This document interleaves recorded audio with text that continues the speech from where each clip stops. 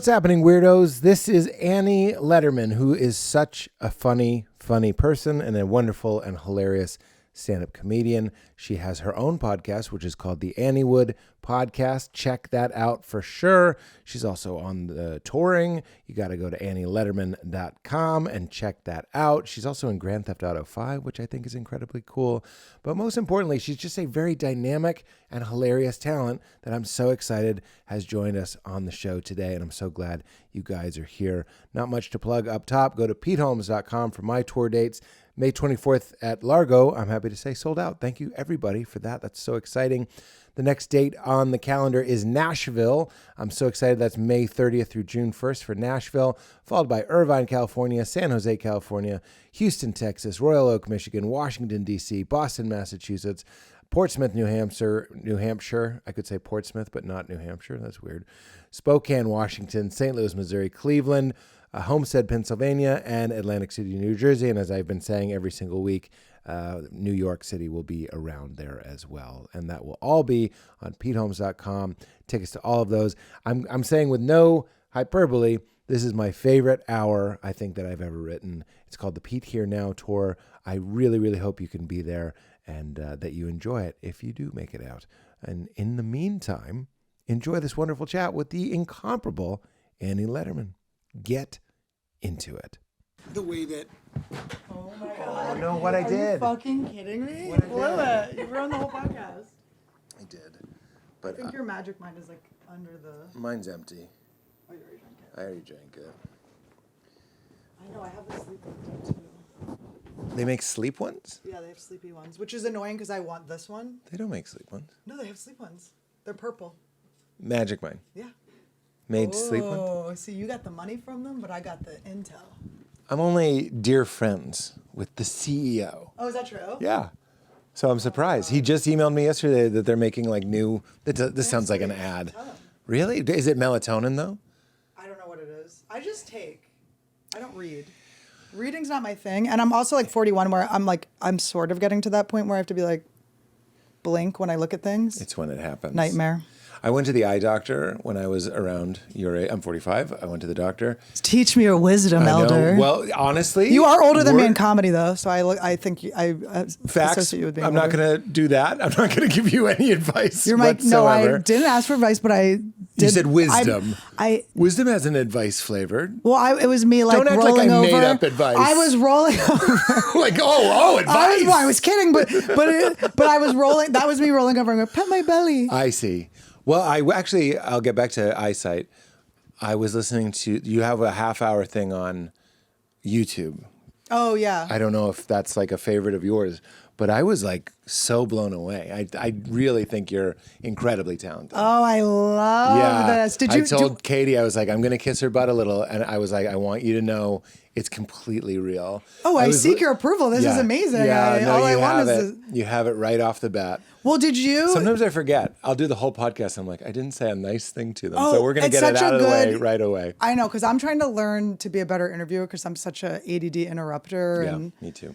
And I think I get a weird side of people that maybe other people don't get, at least. Because you pinball them into a strange place. Yeah, I'm like, I don't know why we're talking about this. Yeah. But did you like my response when you asked me to do the podcast? Do you remember what it was? I think you said you've been waiting for me to ask. He goes, would you do my podcast? I've been waiting 15 years for this. Yes. I did like that. Well, I will say, and maybe this is a good place to start, you're so cool. What I mean by that, to be more specific in my language, is there's an effortless and calm quality to you. I don't know what that means. Your language, I don't speak. Those words you don't, Can you don't know again? the word effortless? Effortless. Oh my God. I thought you said something different. I'm smart yet. You're smart welcome. yet uneducated. Cheers. Smart yet uneducated. You're welcome. Cheers. You're so welcome. Oh, I love that. Bumping mics. Sorry, we're coming for you, David Tell and Jeff Ross. Did they do it? They do bumping mics where they go on stage together, and then when they do a good one, they bump. Oh, I didn't know that. It's funny. Okay. I don't want to be Jeff. I want to be a Tell, though, but I think you want to be a Tell, too, probably. Yeah, I'll be a Tell. Between those two? Okay, we're two Attels. Yeah. Between those two? Attell looks like Dave Jeff Ross got his shit together. Yeah, but that's crazy to say. You're looking, I know. But Jeff Ross totally has his shit together way more than Attell. I know. Look, New But York looks-wise, City, yeah. New York City, you shouldn't be traveling in tunnels. I'm old. When I was in I my can't. 20s, I loved New York. But when I see my friends that live in New York, there's a quality to their skin and the depth of their eyes that I'm like, you travel by tunnel, don't you? I can't even imagine going into a subway.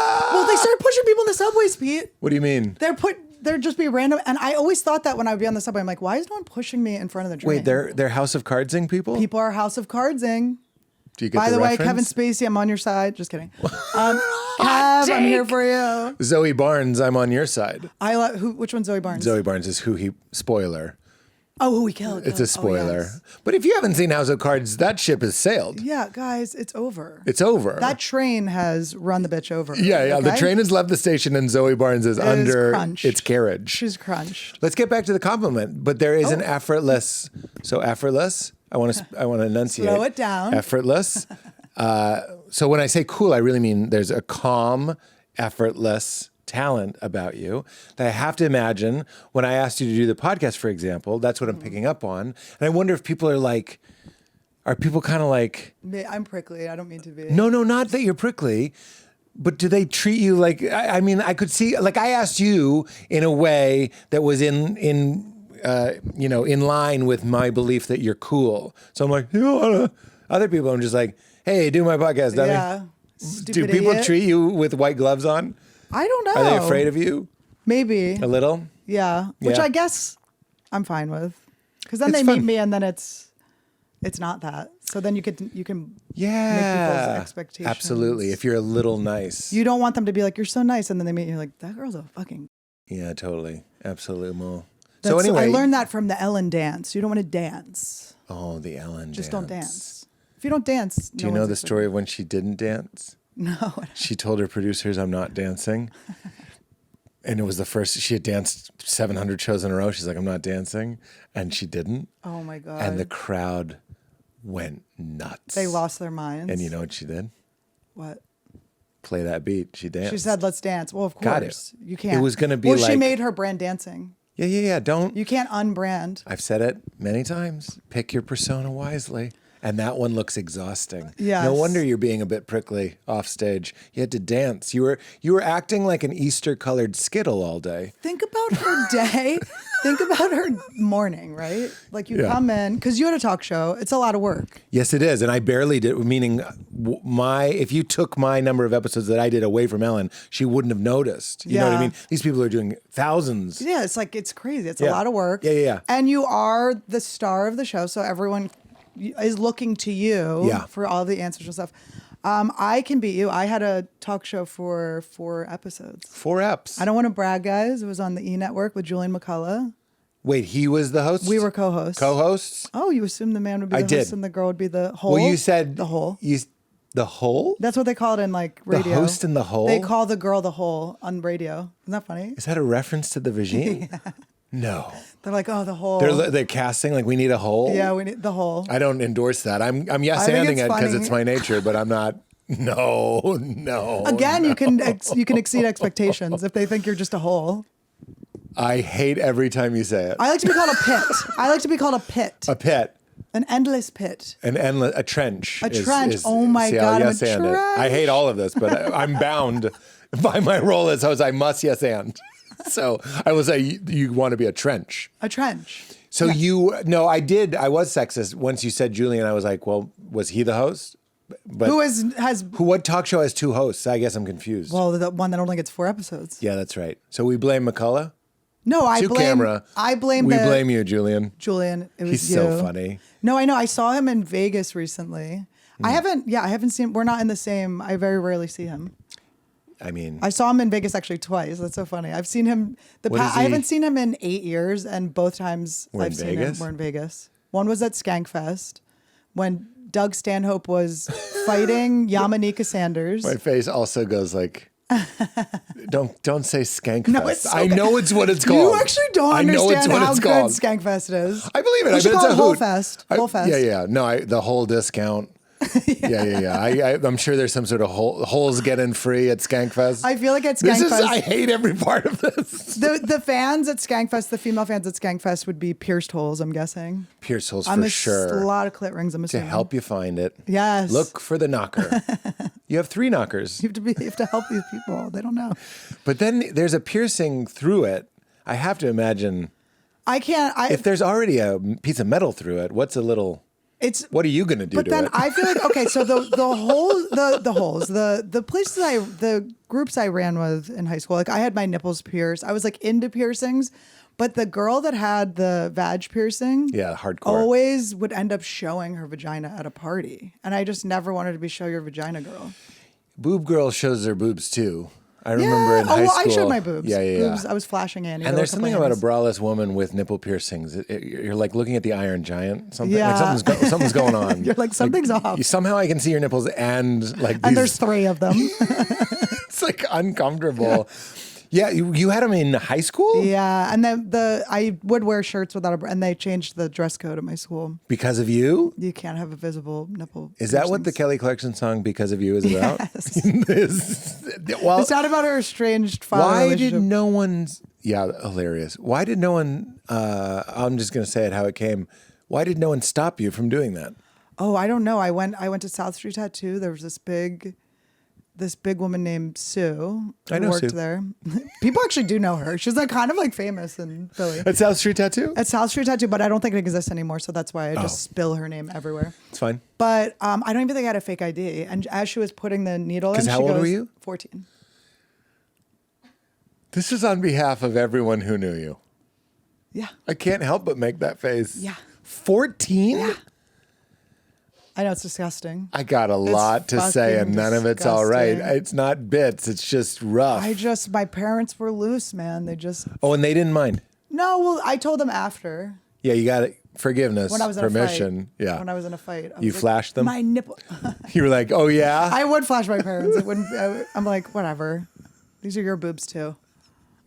You guys made these. Look at your work. What you did.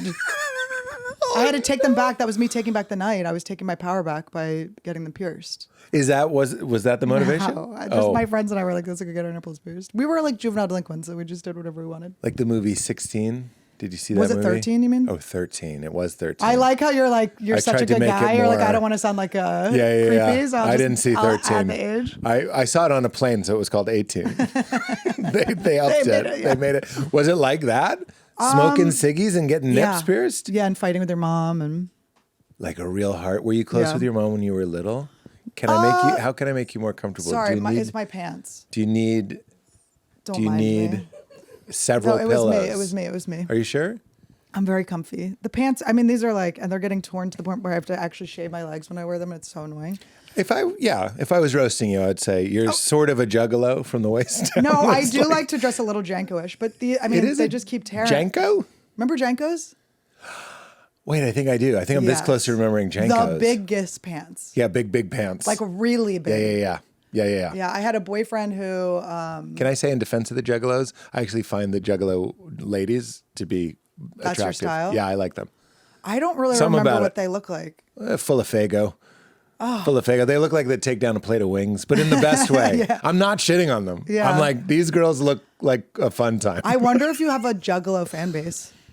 I think I've been asked to do the gathering. Oh, so you do. Yeah. Which is, it's not quite a Skankfest vibe, but it's adjacent, isn't it? It seems very Skankfesty. Yeah, that's what I mean. It's like, I think you'd be shocked with how fun Skankfest is. I think you'd be shocked. Do you know Joe DeRosa is one of my best and longest friends? I do love Joe. I love Joe so much. I love a good roll in the mud. I don't know what to say. Joe, my favorite thing to do to Joe is when he's like, he loves food so much. Like when he's about to take a bite of something, I slapped a hot dog out of his hand once and it was like the joy of my life. I just smacked it. He was so excited for it. Letterman! Onto the ground. That was the onions and now they're out of onions. Do you remember the story? You did that? Bullying DeRosa is heaven. That's the funniest thing I've ever heard. It's the best. You're allowed to slap food out of DeRosa's hand. My favorite DeRosa, and I've told him this, and we've talked about it on the pod, is like we would be in a situation where there was like a lady that's clearly into him, And like, I guess that makes me his wingman. And it'd be like, let's go to a diner. And I'm like, Joe, we're not going to a diner. Your apartment is right there. Yeah. Like, go and have sex. Like, have sex with go this do lady. this. Like, this is clearly a nice thing for you. And then he'd call me in the morning and be like, oh, I had got sex with this girl. And oh, do you think I have AIDS? I'm always like, Joe, I don't think you have AIDS, but at this point I want you to have AIDS because I'm tired of this.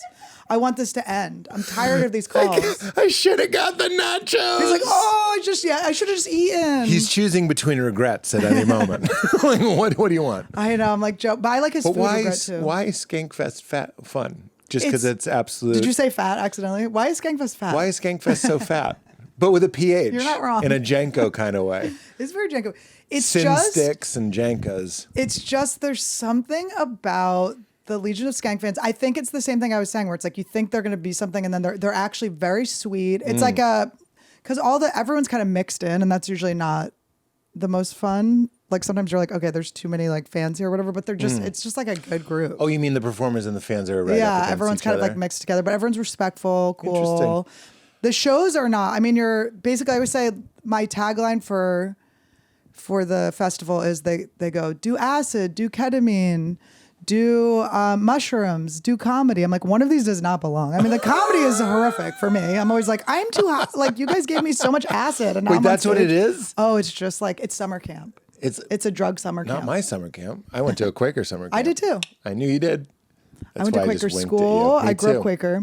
Let's finish You did? Skankfest real fast. And Landmark, we have a connection. I had one. I don't know what Landmark is. Let me You don't? clear my throat. Remember that? I want to say that there's an expression. This is so me, but the closer someone is to a light, like a candle, the bigger their shadow. This is what happens when somebody like falls that seems so Right. together. Yes. Like a classic would be like a mega pastor is found with Right, yeah. pornography ring that he's running from it. So it's like, yeah, the closer the light, the bigger the shadow. So the Skankfest, you say they're sweet. I believe it. And I'm not trying to kiss their butt. I don't have an offer from Skankfest. I'm just saying, I believe it. If you're dwelling, this is why I love Joe and why I love people that will talk about anything and joke about anything. They're doing shadow work. I'm not trying to be me. They're kind of like a good distance from the candle. They're not trying to look like they're all together. Mm-hmm. And as a result, they have a very short shadow. Yeah. So I'm not surprised you get them all together. I know exactly what you mean, yeah. And fill them up with drugs and it's fine. Well, it feels fun. It's called Skankfest for fuck's sake. It's very transparent. It's That's very what I mean. transparent, yeah. But like if we are in the business of forgiving ourselves for being animals, for being selfish, for being narcissists, for being horny, for being hungry, for being greedy, all of these energies are in every single human in some measure.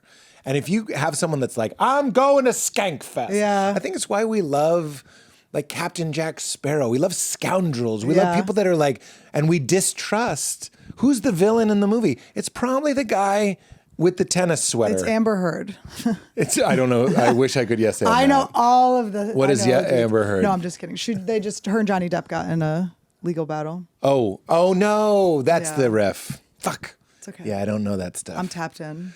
Yeah, he pooped on her bed or she pooped on his bed. There was some pooping. There was pooping. Pink eye. I know, pink We're eye. back. Pink eye was on our way in. We were talking about pink eye. There was some, So tell me what you were about to say. Quaker school. Quaker school. I went to Quaker camp. You went to Quaker camp? Friends camp, it was called. Did you have fun? I fucking loved it. The best. I think it's when I knew I was going to be a comedian. Yeah. Because we were so bored. I'm going to put this back to you. But we were so bored.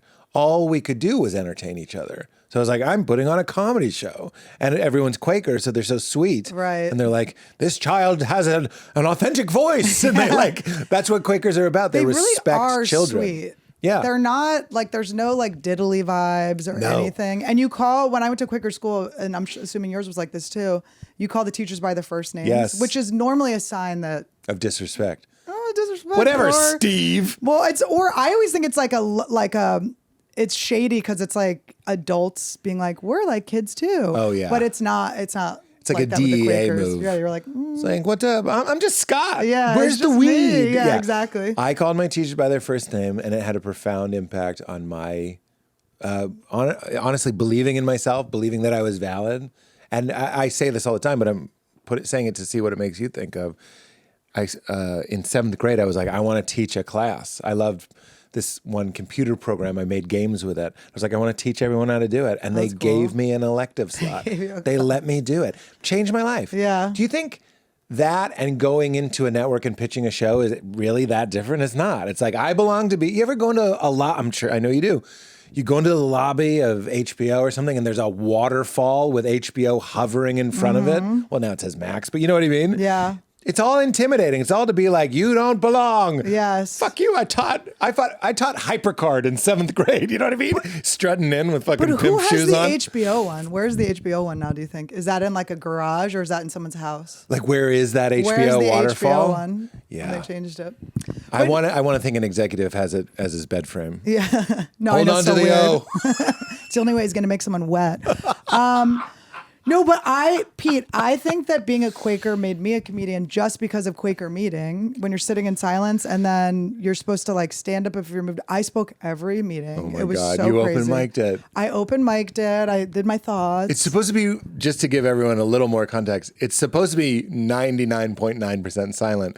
Maybe if someone is so filled with the spirit, they can stand up and be like, well, God wanted me to do stand up. did you do jokes? No, but I mean, no, but I I learned bet how you to. couldn't help being funny. It was funny. I like to get reactions. It wasn't like I was just speaking and because you know people when you stand up in Quaker meeting, people kind of stay quiet. They don't really react. Yeah. But I like to see if I could get a little. I'm dead. I was made this way by the Lord. Lady Gaga. It's so true. And I relate so hard. I didn't do that because we didn't do shares in our silent meetings, but there's nothing funnier than a room full of like children. Yeah. We're in 2nd grade and we would do 20 minutes of silence. It's so hard. Whatever you say before or after or during is going to be the funniest thing in the world. Well, it's also like it was like hard to sit that still when you were a kid. That was like I would wear on days that we had meeting. I had this shirt that was a telephone and then it had like an actual like curly spirally Something to thing play on with. it. So I would just go like that. And then I would set my alarm to go off. But if you sit on it, you couldn't hear it. So I would have like that to think about. I had to have little Annie. tasks because I would lose my mind. Okay, 2 silent meeting stories you just made me think of. Look at how happy I am. I haven't thought of them in so long. One, we started really young, 2nd grade. Yeah. I would put my hands down my pants and feel my butt. Yes. What I else just are you gonna wanted do? to squish what my else are you gonna You're do? so bored. And that's You're how I like, got pink eye. It's Conjunctive It's a callback to something they didn't see. I know. We were talking about, but anyway, I would squeeze my own butt and just kind of loved squeezing it. The other one was I'm in silent meeting and I'm like, I'll never forget this. I was like, why does it smell like dog shit? And I look down and sometimes you get dog shitted on the side. Yep. Like sometimes it's on the bottom. So you look at the bottom, you're like, there's no dog shit. But then later it was like, I got creamed on the side and I was just rocking silent meeting with straight Just dog you shit. it's the worst when there's a I smell was the and thing. it's you. It was me. Oh, but before I knew it was me, I was like, who is Who's who the is monster? this? You're like, I'm just over here grabbing my ass. You're smelling your hands like, is it me? Hi. Yeah, that's probably, I went in to see if it was me and then I stayed for the squeeze. And then I came out and was like, what did that smell? It was me. How quickly you turn from, how dare you, to, we need to be understanding. We need to listen. There's a light in everyone, even if they have shit on their foot.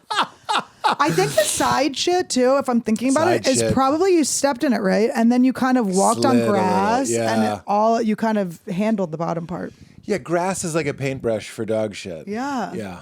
That was my first revelation when I got a dog, is he was shitting all over this neighborhood. And I'm like, sometimes you can't get it all and you're just kind of painting the grass brown. Yeah. I only did the joke once because it got groans and I don't Yeah, like no, because groans. it is weird when you squeeze into the It's shit gross. and Yeah, the grass. yeah. You have to, I just pull like a chunk of grass out. I'll do with that it. too, but you're still, let me just say this.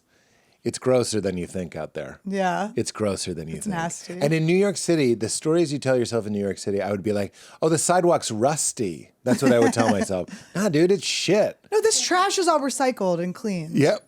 Just piles of trash. New York City should just come out and be like, we haven't been recycling. They should just say it. Yeah. What are you, nuts?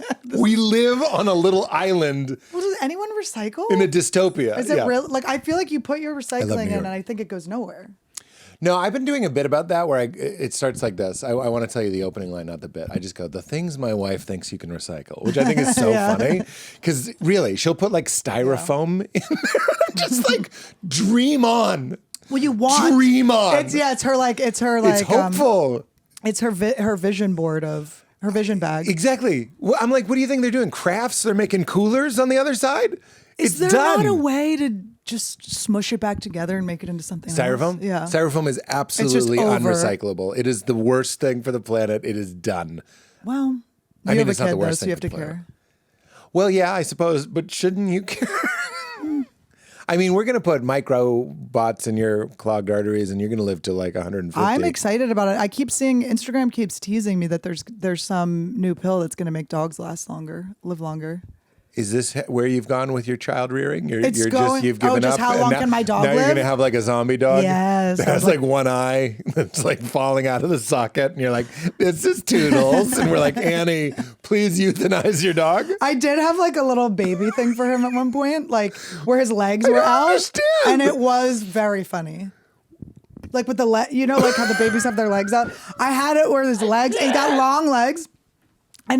And he's skinny, so from behind you can't see it. So then I would flip around and I would act like an upset mother. I can't handle this. It's good. So in the special that I watched, which was so brilliant, I really was in awe of how effortlessly you were doing. I wouldn't even call it crowd work. I would say it was like hyper receptivity to what's happening. Like you're just there, and then you'd weave in a bit. The fucking special starts with a bit. You see a guy has a photograph and he wants you to sign it, and that leads you into this whole, forgive me, but I'm like, that's a bit. Yeah. But you did a bit. Like I didn't think you were riffing because it had a beginning, middle, and end. And I was like, that's amazing. Yeah. There's no more tense moment in stand-up than how are you going to start? And you're literally like, I know sometimes I come out and I'm like, what's going on, guys? The best. I'm telling you, it's the best. I have ADD, so I can't like not. Someone was like, "Do you do crowd?" I'm like, I couldn't not do crowd. Like I don't. If something falls, it's like I can't. Yeah. I don't know if that's a character flaw or something that's good, but No, I think it's wonderful. What were we talking about just before this? Because I was going to tie we were talking it about into how you dog do. shit. We were talking. Yeah. about, Okay. In that special, you talk about breeding, and I have no preference, but you kind of like you sound like you're thinking about it. Oh yeah, I'm considering. And are you still? I got frozen embryos. I got them on ice, Oh, nice.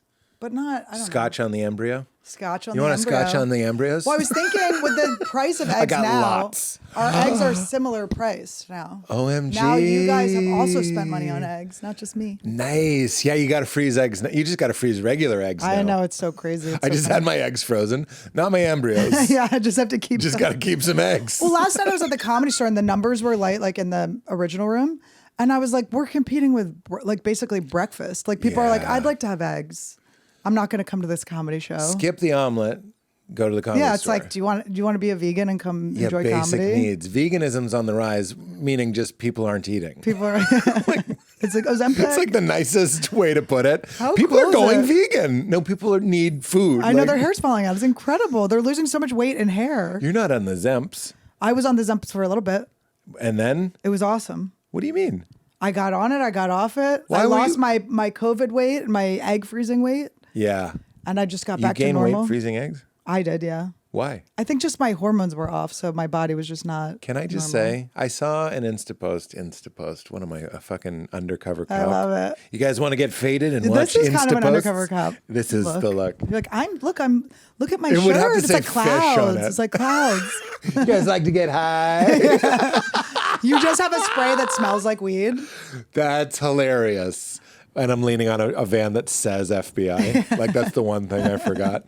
What was I saying? Boy, I'm scattered today. I bring it out in people. Do you? Yeah. I think it's happening. Well, we have child rearing, but then embryos, but then like We were talking about you. eggs. Okay, then let's just go back to babies. Would you still have a baby? Yeah. Did you know that when they say your risk doubles, there's a great Adam Ruins Everything about this. And I love telling, because you're in your 40s, they're like, oh, you got to have a kid before you're, let's say, 38. Yeah. Because after 38, your risk doubles of whatever. Yeah. And he's like, he looked at the science and he was like, yeah, it goes from 0.001% to 0.002%. Yeah. And he's like, I'm not saying it's still doubling, but it's like you need to look at the Actual numbers, yeah. And there's a lot of like, there's crone shaming. There's like older woman, like I don't have to tell you. I don't want to Pete explain here. I'm just saying we have such a disdain for like unused women, this is in quotes for people not watching the video, that were like, well, you better have a baby before you're 35, you fucking trollop. You know what I mean? It's like, I better not Jesus. save that child if I had a kid under 35. Hilarious. Save but now the you child. could. Yeah, I think so. There's some things that I'm like, I would like to get like a little bit in a different spot, but I'm fine. I said at 44, I'll cut myself off. I'll donate the eggs to my friend Josh Potter, who has one blind eye. And Josh I figured Powder? Potter. Powder would be a better name funny. for a blind Josh guy. Potter's really funny. Oh, Powder? With the one powder eye. No, it is very milky. He has a milky eye. I knew without you He has even a saying milky it. ass eye. You call him John Powder now. John Powder. John Josh Powder. He But can move some things with his mind. But I keep thinking the embryos could fix his eye so he can have them if I don't use them. Oh, yeah. Just Have it shove in them like a hard-boiled egg thing like they have in Britain. Just put them. And then you can see. Yeah, I could see that. So you're open to it? Yeah, I'm open to it. I just want to. It's like I'm renting an apartment. I just don't want to. You want to get to a better cruising altitude. I want to be in a cruising altitude. You're making me realize that as a dude, you know what I mean. I have to be on the. I have to work. There's no me taking like 9 months. Not that people take 9 months. Oh, I off, see what you're saying. I also would have to keep work. Like you'd have to Ali Wong it. Yeah, I think she did it for financial reasons. I'm an idiot. That poor girl. She had to keep doing specials even when she was pregnant. I'm such an really idiot. Started a lot of. Maybe I'm filming a special. In a couple weeks, maybe I should come out with like a fake. I have a fake pregnancy belly. No one will know. Is that funny? That's what Ali did. Just take it out. Ali has no kids. Did you know that? Ali has no children. That's a bit. I had someone in my family accuse Gary Goldman of faking depression. Oh, for a no, special. depression? Yeah. They were like, is he really? And I was like, yeah. Yeah. I've been He's with definitely Gary depressed. when he's like in it. And Yeah. it's like, you think people want an HBO special that badly? Hold on to the O. And then you're like, fan bases all just really depressed people. Like, do you think he wanted just like the most sad? Yeah. They're too depressed to buy tickets. They're just home. Exactly. They're bed rotting. He could have orchestrated that a little bit better. And where are you with dating? It's just interesting to me. You're married? Engaged. Yeah. But basically married. What does that mean? Oh, like I not don't to the powder, feel like to the powder guy? No, not to the powder. No, my fiance's name is Todd, but I just don't want to plan a wedding. So I'm just like, can we just call each other husband and wife? Cool. And just be that. Yeah. So I don't have to deal with that. It just seems so. I'm not like feminine like that. I never was like imagined my wedding or. Yeah, I'm with it. Yeah. You can get my wife, the advice she gives people the most is, I know it sounds kind of crazy, but it's money well spent to get a planner. Like if you have a budget anyway, skip the ice one and get a planner, same price. Yeah. Do the planner. What if we just got an ice one? Yeah, didn't have a does the wedding ceremony. and had no wedding. And then just had an ice one. Just chipping off. What a funny thing to buy something that's going to melt. Kyle Kinane had a great bit about like weddings and like sick people in the hospital. You just give them things, flowers, balloons, and ice sculptures. Don't forget. It's all just impermanent things. But that's what makes them precious. We like them because they're like, these flowers are here today. Well, I have a coffee shop that sells flowers near me, and I always get flowers. And do you own it or Julian McCullough? Well, I attend it. Okay. It did sound like you're an entrepreneur. Yes. Well, people assume things. Go with it. But I'll get flowers, but then they just like, I will let them just be so rotten for so long. I will just leave them there for just so long. Then they're just dry flowers. And you don't remember. Well, they also sell the dry flowers too, so I have a bunch of those. But we're moving, so everything like that is going in the fucking trash. And what does he do? He's an editor. I was just worried. I worried he was a comedian. And a story. No. I was just worried he was a comedian. That's not true. Moshe and Natasha, wonderful comedian couple. It's not always, but I was interested if you were dating a comedian. No, I have dated comedians, and I learned that lesson. What was that lesson? It's too much tuna. It's too much tuna. It's too much tuna. Thank you. Yeah, it's like, imagine if Nick Kroll and John Mulaney were a couple. Yeah, that would be too much tuna. It would be too much. It would be too much tuna. That's the ultimate too much tuna prank. Is that you're now married to this person? So would you call him a steady Eddie? He's the best. He's wonderful, securely attached guy. He's from New Jersey. I'm from Philly. I love his family. His mother's Laotian and so funny. She's been here since she was 11. She has the thickest accent. I'm always like, how do you not? How is your English this bad? She's so funny. Her ASL is like my favorite thing. Work on this. She's so funny. So take me from nipple piercing wayward youth. Yes. Let's call it what it is. Yes. Wayward youth to discovering comedy. And I know there's some other stuff, like there's alcohol and stuff, but I'm wondering, when did comedy come into the picture? Okay. So my dad's really funny. So I was always, my whole aim in life, make my dad laugh. No way. Make my dad laugh. Mindy Cute. Tucker has this picture of me when I used to run a show in Brooklyn when I was like, I don't know, maybe a couple years into comedy. And it's me on stage and it's like a packed room. So she's from behind. It's me on stage. My dad's in the front row cracking up. No one else is laughing. Everyone else is like bored. And my dad's like, and it's the best Do you have picture. it framed, I hope? I do need to get it framed. What is happening? ADD? I know, and I think about it every day. It's the best. You It's need the to have that best framed picture today. It's number one. It's so cute. That's amazing. But that's so. So he was funny growing up. He's so funny. And it seemed important to be funny growing up. And he's like a bad boy. My dad and I will like overeat together. I'll be like, do you want to go get to the grocery store and get something BAD? You know, like my dad and I are like bad together. Let's go be bad. Let's go get cake. And he's really like he my dad's Mensa, and he went to RPI, and then he went to Wharton and stuff. He was very smart, but he was so like such a like bad kid student, but he was so good at tests that he always got through. So he kind of gave me the gift of being able to get away with shit by being funny and charming and pulling it out in the end. God. So that is the skill set. You're making me realize that as I'm dating my daughter, that I have a real, and I got it from my father too, but I'm really noticing that I'm like, social intelligence is the undervalued intelligence. It's everything. And it's sort of everything. Because I'm smart, but I'm not educated. I mean, my high school, I skipped 8th grade just because they let me. And and then I did like 2 years in high school, but my high school, we didn't really have schoolwork. It was kind of just, they just had us hanging out. And then Pearson nips. It was really not. It wasn't it. And then I went to the College of Santa Fe, which went out of business. And it took me 8 years to get my undergrad because I was just like, I don't want to read. I'm now at 41, like, I'm ready to learn.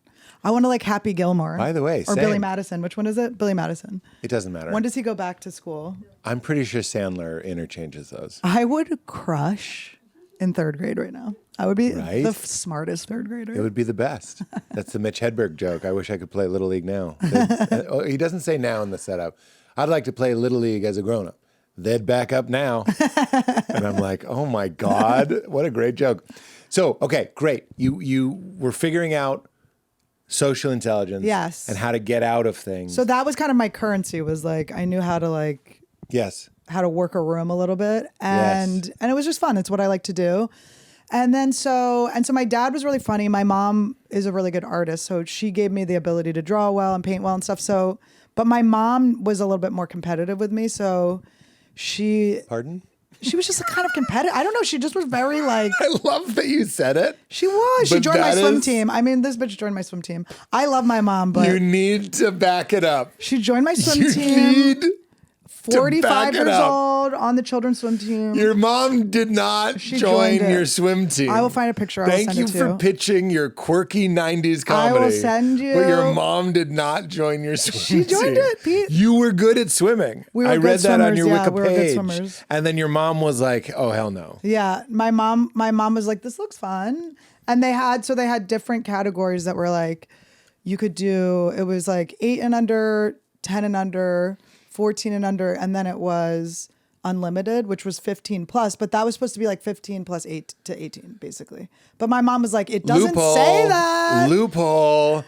But you think she joined it to compete against you? As a grown-up, looking back at my mom and seeing her as a full person. Yeah. I mean, it's still psychotic. It's so crazy. They're children. You're racing kids. That is insane. You're not supposed to be in front of kids in swimsuits unless you have to be, I think. You can't be in the water. Yeah. With glistening ass. But I think she No. Get out of there. I think she just was like, time-wise, I'll just be at practice while they're at practice or something so I can get my exercise in. I don't know what it is. But it was very weird. There's just a swim team picture where my mom's in it. She's in the picture with us. And that you bring to the pitch for your movie about the mom that's competitive with her daughter. But this is a leading question, but let's just deal with it. You clearly had your dad's number. Did you get like a reverse kind of Oedipal thing? Like like you and dad are eating cakes on the sly and clearly love each other a lot. Was mom trying to dethrone you? Mom?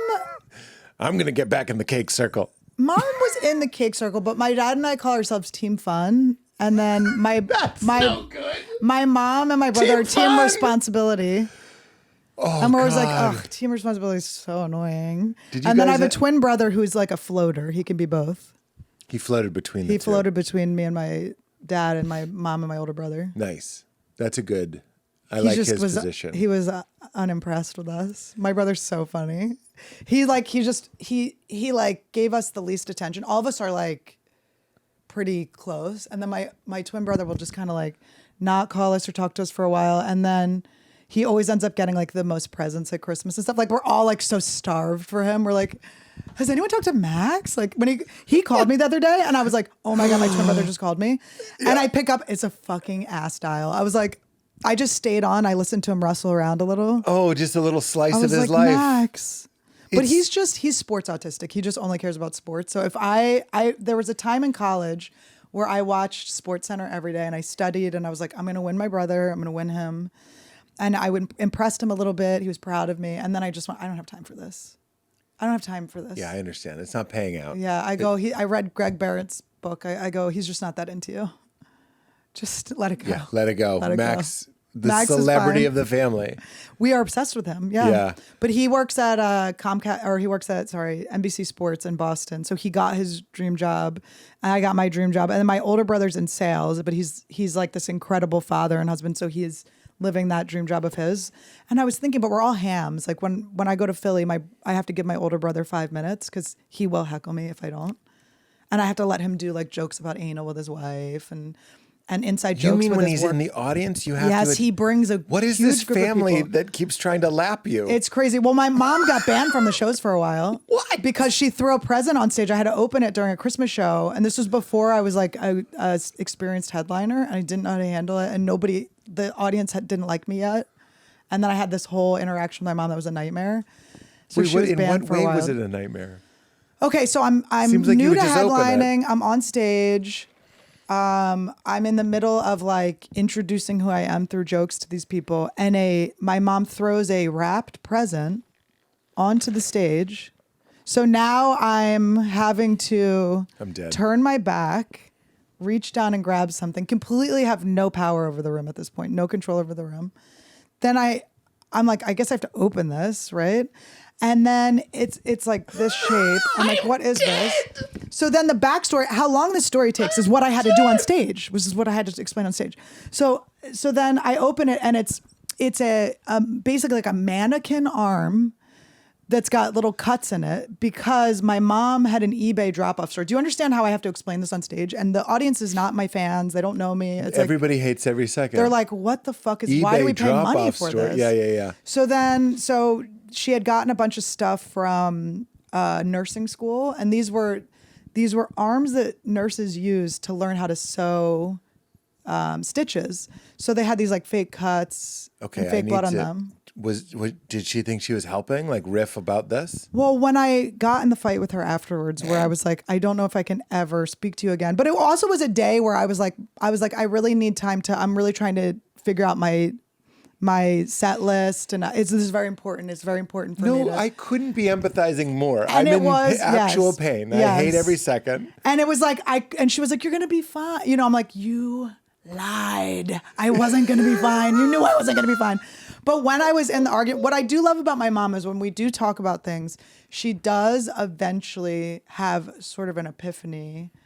And so she went, I guess now that you're saying it, because I went, what did you think was going to happen? Yes. If there had been a laugh, where was it going to be directed? And she was like, I do see that where it would have been me getting the attention and me getting the... Yeah.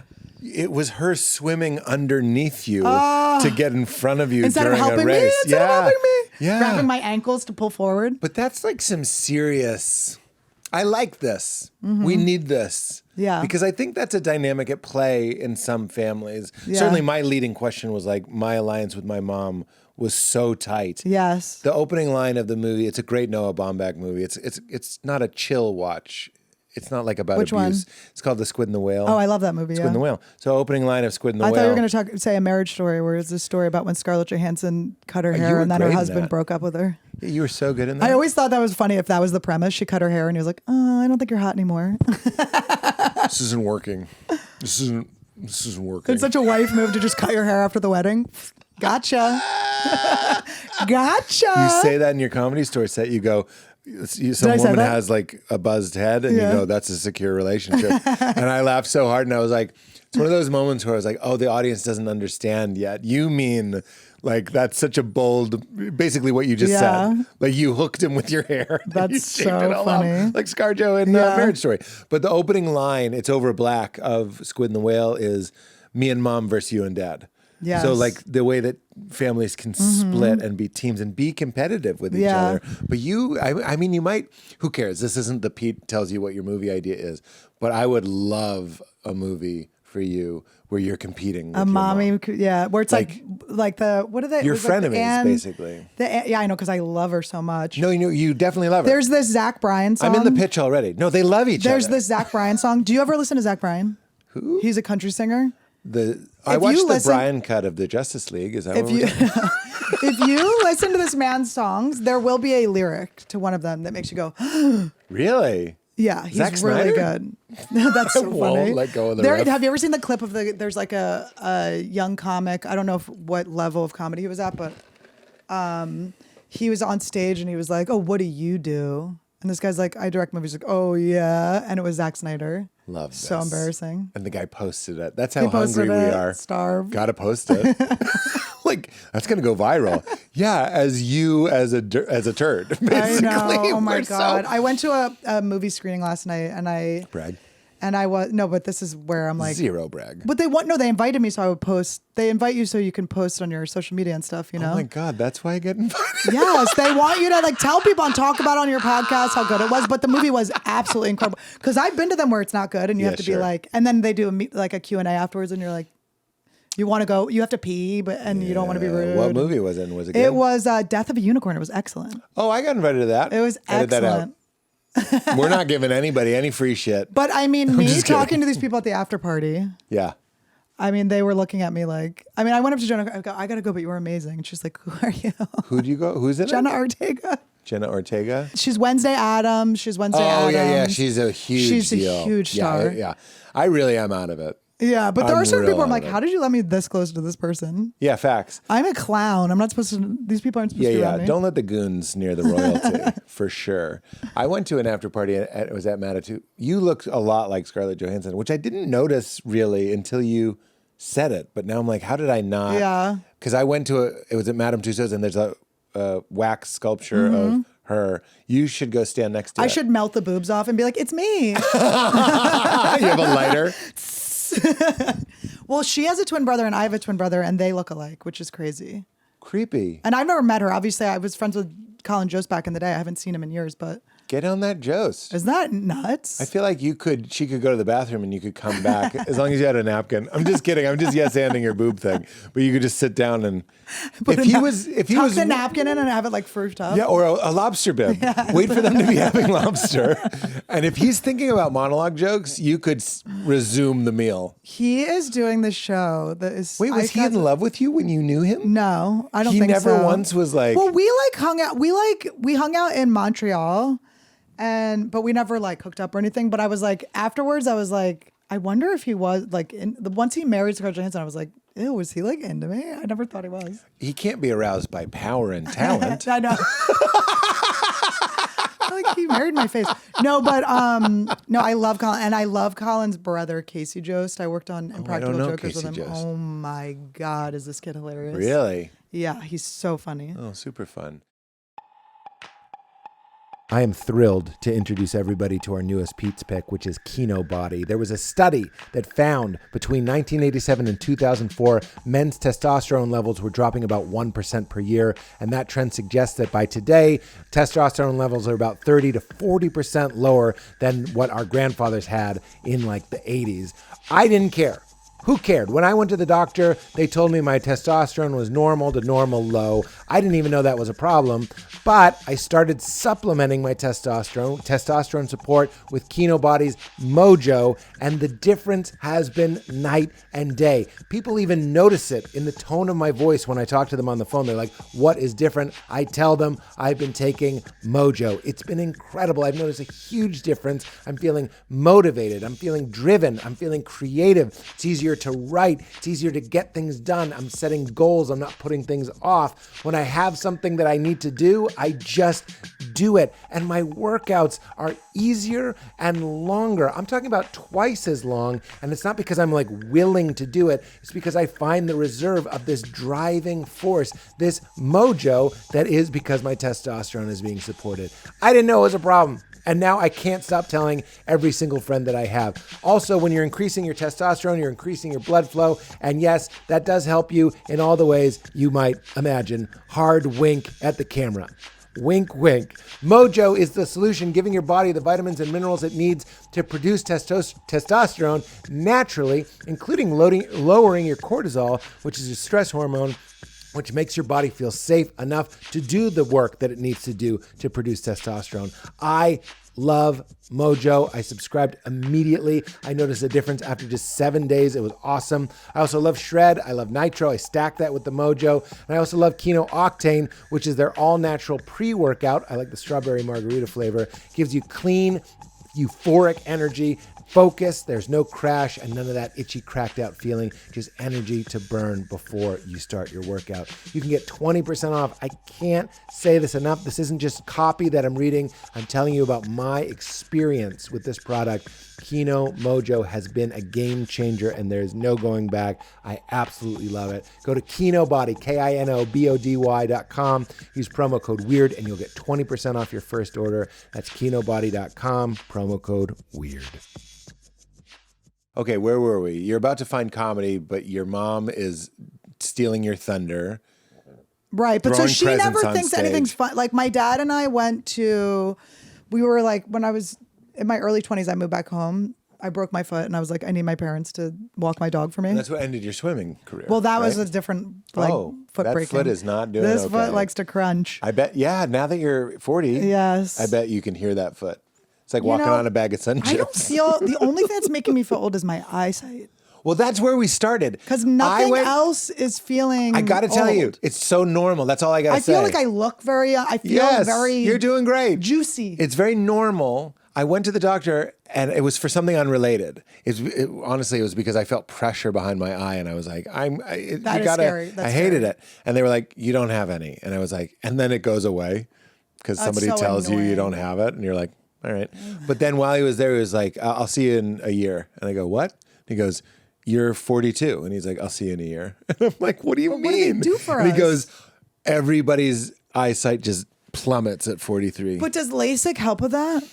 I think LASIK helps with that. Does it? I mean, I'm not going to do it. I got it for my fiance for a present so I can own him. Yeah. Look at me. I bought you Look sight. at me clearly. I bought you sight. Oh You my can't. God. I bought him a sense. Did you spit in the mud and rub it on his eyes? If Yes, you get I that did. reference, I gave him. Yes. really grew up religious. No, I didn't get that, but I Jesus I loved thought we were somebody. doing a pink eye shit joke. No, but Jesus in the New Testament spits in mud and rubs it on a blind guy's eyes. That's a fun Really? ref And it for you. works? I mean, that's the story. It helps him? It heals his blindness, yeah. Oh my God. In the story. I'm like, that's what my bullies were doing to me when I was a kid. They were trying to heal They you. were healing me. Yeah, you're bully Jesus. No, the bullies never got to bully me. Did you get bullied? I bullied the bullies. You were a bully. And I your dad was bullied. rewarding you with a full Well, cake. I just felt very protective of people. Oh. I felt very protective. And I knew I was like, I have the balls, so I'll do it. Wait, you're kind of like in, I'm blanking on her name. She did this podcast. God damn it. And I think She she's sounds lovely. famous. She is famous. She was on Freaks and Geeks. She was Linda Cardellini? No, the other one. Busy Phillips. Busy Phillips. Busy Phillips. So you kind of have that Yeah. energy I of her related to her. character. Oh, I related to that Like character the big tough time. girl with the cool dad. Yeah. Some issues though. Did he get grabby? The No, dad? not with the dad. But she kind of had the Nelson Muntz house, like the screen door. Yeah. You know what I mean? No, what's the screen door? Well, Nelson Muntz on The Simpsons is the bully. Oh, and yeah. and Okay. Okay. I thought you were telling me a syndrome. I was like, what is that Nelson syndrome? Muntz syndrome. Yeah. It's where you think everything that's tragic is funny. Which I have that. I definitely have that. Well, yeah, we both have full months. Oh, it's the best. It's the best part of being a comedian. We're suffering from months. Oh, I wouldn't say we're suffering from it. I'm happy with my months. I wake up with months every morning. I go, I'm so grateful I have months. Someone like commented on one of my podcasts and was like, it was like a compliment, but they were saying like, oh, this is such a fun, silly thing, and there's so much like darkness going on in the world. It makes me feel like we're gonna pull through. I hope we all are taking care of our mental health. Like, of course we're gonna pull through. It's like, yeah. We're going to laugh. Yeah, of course. We're going to laugh. If someone paints a swastika on my Tesla, I will laugh so hard. I don't want you to, but I will cry laughing if you do. Oh my God, I really? will cry laughing. I will die. I also drive a Tesla, and I parked it. I was going into a vegan restaurant to pick up my food. And this guy, he walked up, he looked like Ram Dass, so he looked just like this guy. So immediately I liked this guy. Yeah. He looked like 80s, 90s Ram Dass, mustache. Yeah. And he's coming up to me, and he just goes, "Nice car." And I've had so many fake conversations with this guy, because in the moment I went, yeah, I know. Yes. It's paid for. I don't know what to do. And he's like, still. And I was like, I really don't know. It's just a car at this point. And I'm so non-confrontational. I kept talking with him until I thought we were friends. Yeah. Like I wouldn't let it go. Yes, no, I understand And at the end, that, we yeah. were friends. Yeah. I was like, I understand. But then since then, I've been like, we need to be a little more. I understand where he's coming from. Yeah. We also have to understand, this is my car. I get it. I'm also trying to raise a family and have a job and have a life. By the way, Like I have to. can we take the one good thing this man's done? Can we take the one good thing this man's done? And by the way, when he put that hand up, the prices went down. Yeah, Okay, yeah. so The hand goes up? he was both being rude to the Jews and very helpful to us too. So he was doing both. But my friend who's Israeli just got one. I was like, see. She's like, they're so cheap. I was like, I know. He got us. You can actually help me with it. All of that was so funny. But if I sold it, someone else would just be driving it. But you know also, what I'm saying? Like here's what I've been trying to say I just that- lost a car, Annie. I'm Now trying I gotta to- go look for a new car. And also, Katie, it's a am I good supposed to get car. rid of it? It's such know a what good I- car. It's such a good car. It's such a It's fun also not just a drive. car. It's a car, and I installed the thing at my house to charge. It's It's an It's not iPhone. chill. It dings. It's not chill to sell it. When you're on your phone at a red light, when you're can hear my texting and guilt. driving on a red light, goes, "Boo." it dings and goes, stop Yeah. texting, drive. Well, it also just lets you know. Maybe you were just thinking. Well, I wasn't. I was either playing a slot machine game or I was doing something. I tried to have my fiance drive because I'm like, I'm unsafe. Yeah, you feel unsafe. I'm not good. I was like, ADD is not great for driving. well, you want to know why I was a few minutes late? Tell me. I was pulling out of my garage and I like just was a little too close to the side that my tire like touched the edge. And I was like, I have to be realistic right now that I don't know which direction to turn this tire to get out of this. I just have to be my spatial relationship, me and space. Not friends. We're frenemies. We're not there yet. And so we're acquaintances. So I you don't had to know go which- wake my fiance up. I go, get up, Todd. I really need your help. And he had to get dressed and come. Just to know which way to I turn just the would wheel. crunch it. There's the thing is, I've done it before. Yeah. I've whipped out of I the get thing. it. I get it. And I'm like, I don't want to do it again. And so he came and he fixed it for me. But I'm like, you know what? I needed This is what my you need. mans. What's his name? Todd. Right, Todd. I needed my mans. I feel like you found the right guy. You know, he's the best. I love him. If he's getting up to help you rotate Oh, he your does. wheel, He does 90 and I do 10 is the rule. He does nice. 90% of everything and I do 10%. like an agent. He's your life agent. Except, Or yeah. you're his life. No, yeah. He would be I would be You're the the agent. agent. Yeah. Yeah. Okay. So your mom is competitive. Your dad's giving you cake. So then, so I choose, hurt your but my foot. dad always makes me laugh, right? And we always laugh and he gives me all this attention. So I could have gone, because I technically went to a school that I was going to possibly major in art in, but my mom just didn't give me enough But she's an approval. artist. She is an artist, but she didn't really like. She went to art school and she just has the talent, but she didn't really like This follow is more through with it. competition. So you're trying to go to art school and she's like kind of lukewarm on it? She just didn't care. This yeah. is classic I would her. show her like I don't my even know this my woman. drawings. I'm But like, it's the most obvious. She's like, it's fine. But then she'll be like, you know what? I was meditating and I realized like I think my ego gets in the way of like she becomes self-aware and it's She like can I change love and it. grow. It's beautiful. I love it. My parents are so cute. They're It's always all in being the better. repair. Yeah, but also it's like fine. It's funny. She joined the swim team. It's hilarious. I look back on it. I think it's so funny. There were things that like she said to me when I was a kid where I was like, that was so mean that now as an adult, I'm like, that is hilarious. Like what? She said to me, she would drop us off at the mall and me and my friends found like the makeup samples at Body Works, I think it was called. And we, so I had like came back into the car with eyeliner on. I must have been 12 or 13. And she goes, you look like a tart. I go, what's a tart? She goes, a prostitute. And in my head, I'm like, that is the funniest thing. That's so funny to tell She your also daughter. went British with it. You look like a tart. Well, my mom has this incredible vocabulary. My mom was like, my mom was adopted, but she was adopted. What does that mean? She had a moment to reconsider, but she went for it. No, she's She's like, I'll it explain means it. prostitute. But I learned. You're like, what does that mean? Someone who gets paid to have sex. But I had this friend that was like having sex when she was like 13. Like she was like having sex in the boiler room and stuff in the middle school. And my mom was like, I don't like her. She's porking her boyfriend. Or her and her boyfriend are porking. My mom would have these like little words that are so funny. Well, it's hard to have those chats. It's hilarious. You got to lighten it up with pork. They're boning. They're boinking. Well, we used to get in trouble because my mom would tell us everything and then we'd go into school and like repeat it. My mom told us that, what was it? Oh, do you remember the song? It was by Dead Eye Dick. They were one hit wonder. And it was like, it was Mary Mo. She's a vegetarian. She don't eat meat, but she sure like the bone. Nah, nah, nah. Na na na na I na think na. that's familiar. Yeah. Okay, so we were obsessed with the song. We listened to the radio. We must have been in 4th or 5th grade, and my mom was like, "You know what the bone means?" No, she didn't. She explained boners to us through that song, and then so we went in, and kids would be singing, and we'd be like, "You're actually talking about boners." So then the teachers were like, "What are you guys doing?" And we're like, "Our mom told us." My mom is sort of similar to that. Which I appreciate. Yeah. My mom is still very frank. Just to relate. Yeah. Like my mom, it's not Frank. I like the calling word me- frank. Yeah, she's frank. Yeah. She's got a real no-nonsense quality. I'm more to her. D. Always Sunny reference. Oh, Frank and D. don't watch it. You don't? You would love it. Every time I've seen it, I've loved it. I get It's overwhelmed. hard to watch. I get overwhelmed Do you with how watch many comedy? there are.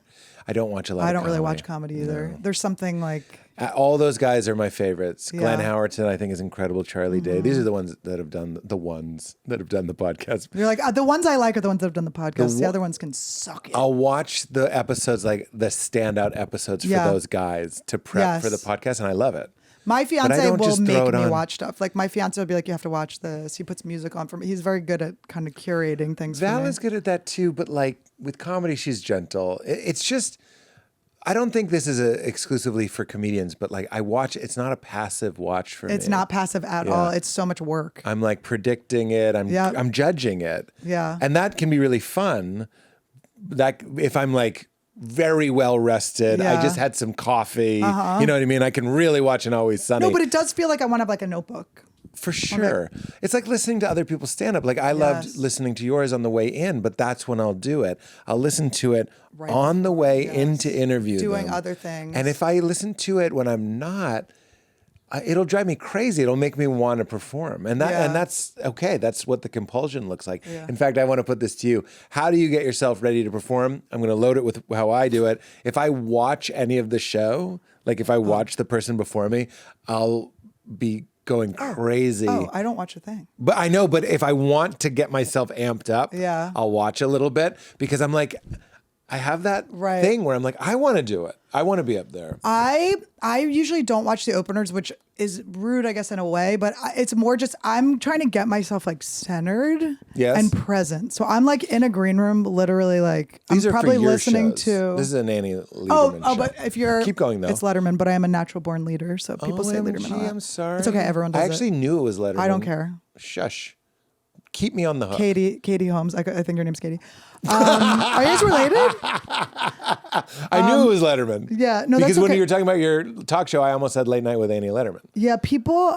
Let's not change the subject. You're in the green room and you're zoning in. This is thank you interesting. so much. That was very helpful. Yeah. If you could just do that to me throughout I'll my try, whole day. but I'm feeling scattered. If you could today, just too. All day.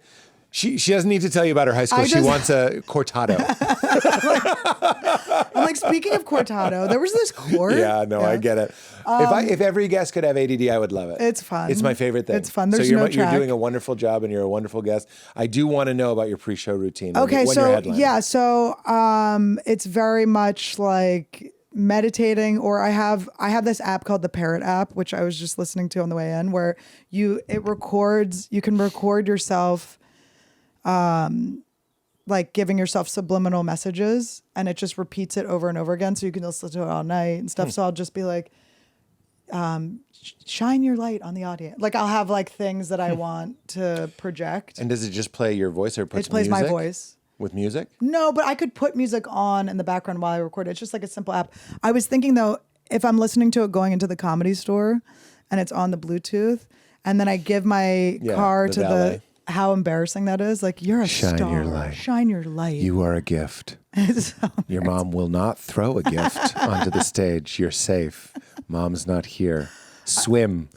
You're the swimmer.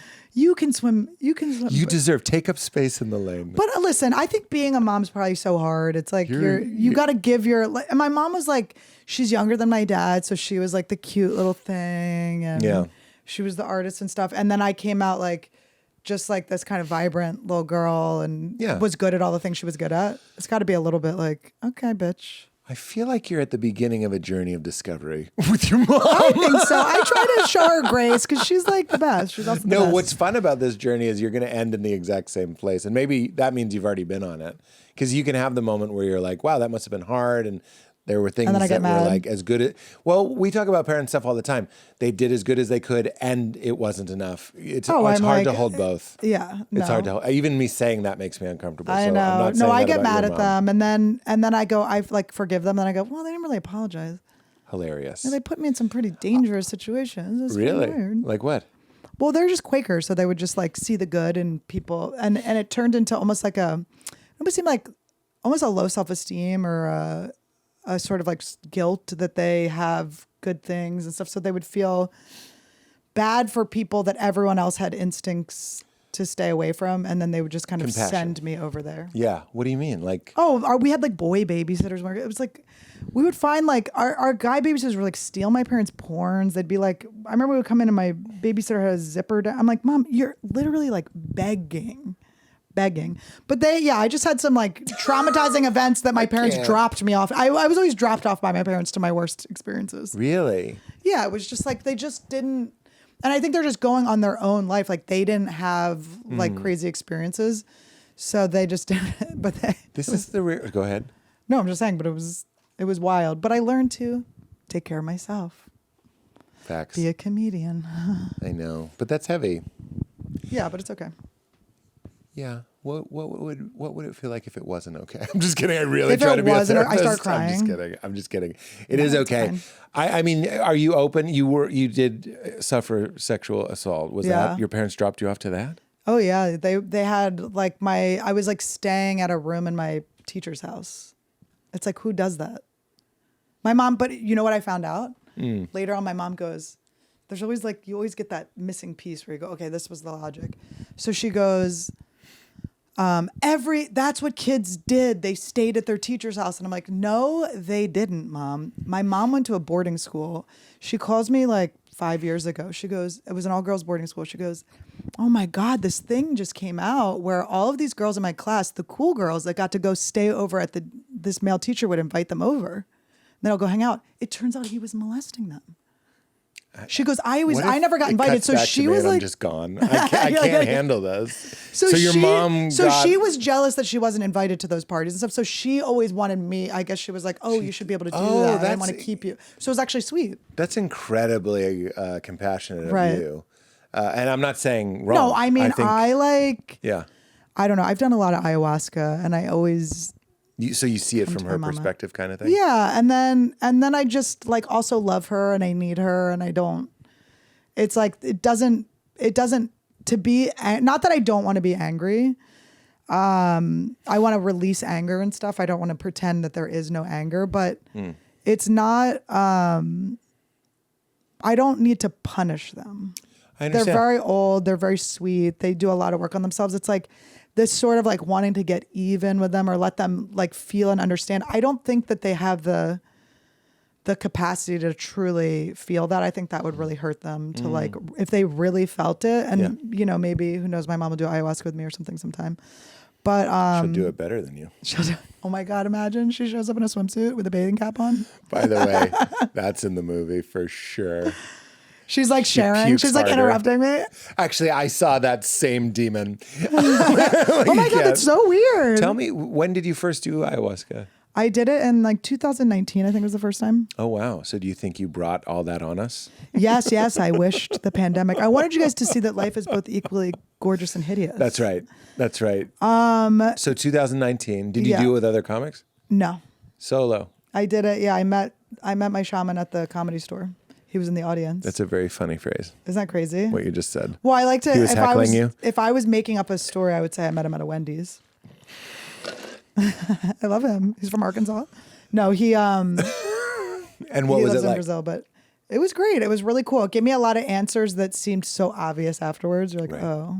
Yeah, ayahuasca, for all the psychedelics I've done, ayahuasca is not one that I've felt called to do yet, I suppose. Meaning I suppose I'm still open to it, but it seems like the one that's like, we're going to work on your stuff Oh, it's now. hard. Yeah, it's and tough. I'm like, yeah. It's not that I'm afraid of it. It's like it's funny. You could call it spiritual bypassing, but there's a healthy way to spiritually bypass. I don't want to get caught just unpacking my family. Yeah. Like I could get really stuck in the weeds I've had of to do that before. I've had to really like make a choice to not go to certain areas. That's where I'm at. Yeah. I do where But she'll let you do that. Like she'll like let you mother ayahuasca. Oh. You can kind of have, I mean, she'll give you what you need, but and sometimes it'll take you to the place you don't want to go, but I've kind of like set boundaries, but she almost told me, because I've done it a bunch of times, but she came to me once and was like, stop like with the People magazine in your head, stop being gossipy. And I was dealing with like work relationships that were it's such a shallow relationship. It's not that big a deal. It's like, it was just a job. It wasn't. And so I kept dealing with that. And there was just like this lower layer that I wasn't getting to. So I had to be like, I'm not going to work on my relationship with these people that I am no longer working with. You know, like I can't like keep going back to that. So she took the note. You were like, I'd like to move on from this. Yeah, That's funny. I know it's not the same, but I just did mushrooms a couple weeks ago. It was incredible. And anytime I was just having this love affair with what I would call creator God. So I believe there's the God that's one with everything. And then the first level of manifestation we could call like a creator God.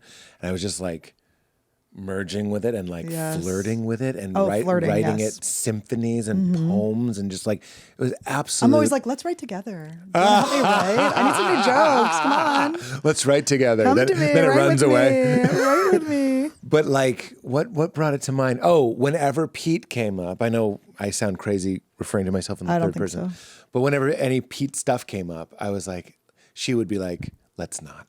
Yeah. And I was like, she wanted you to play, because mushrooms to me, I feel because I think mushrooms are like shadow work a lot of the time, and I'm really like Skankfest. Sometimes it's very shadow work. Skankfest. Yeah, but I feel like I have been really like resistant to mushrooms. Like I would rather do ayahuasca than mushrooms. Oh, interesting. Yeah. Why?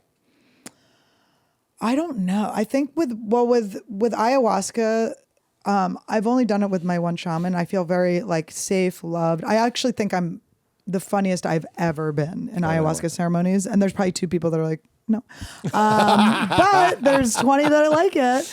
But I have like a really cute relationship with my shaman. He's gay. I have no more like spiritual leaders of mine are allowed to be straight men. Yeah. I've been leaned in on too many times for kisses. Want the gays. Is that true? Oh my God. Everything always turns fucky. That's why all cults end up getting bad. You know I say that? It's always sex or guns? Guns? That's so funny. Both. It's got to be both. Often, and sometimes money, but it's usually sex. But money's like... sometimes guns. Money's like whatever. They can always justify money. They're That's like, true. I needed the private jet. But the guns protect the sex. Right. The guns are to stop the government from stopping the sex. It's always the third episode. I'm always in on every cult. Like every time I watch a cult documentary, third episode I go, I'm the guy that's going like, But like what one was it? It was called it doesn't matter. They're all called the same fucking thing. But it was a gay guy but he was giving people like a revelatory experience, like without drugs. There was like a transmission. The surrender and So there'd be a ceremony and he would give these people this like dissociative, like out of body, but will this thing. So in the hippie world, they'd call that like a Shakti, like a power, right? And I'm always like, more about that. Like, I understand that he ends up having sex with all the men and it's horrible. I like when it's the men getting, I know that's so mean, Turns but I the like, tables. I do like when you guys have to deal with it too. And it's horrible. I understand. I think because I think there's another layer for men too, when they get, if they're straight and they get sexually assaulted, but then they're like questioning their sexuality and stuff. Right. So there's another layer too. But I think, am I right in what you're saying is like, but sometimes it's horrible and it might increase understanding in some sort of way. Yeah, totally. Because it is usually women that are getting completely. But I don't know. My meet and greets are pretty. People love to tell me their stories, and there's a lot of guys. I'm always like, okay. That got assaulted. My diddle boys, come to me, my diddle boys. The diddle boys? I love the diddle boys. Your diddle crew? My diddle crew. And are these the people you sign their balls? I do sign their balls, yeah. I don't know if the real? diddlers let me sign. Yeah, I've signed so many balls. Where does the wiener go when you're signing They like balls? hold it. I tell them I don't want to see The wiener. penis. So they just pull their balls usually out of their pants. And they do bat and wing then it? they have to bat wing it.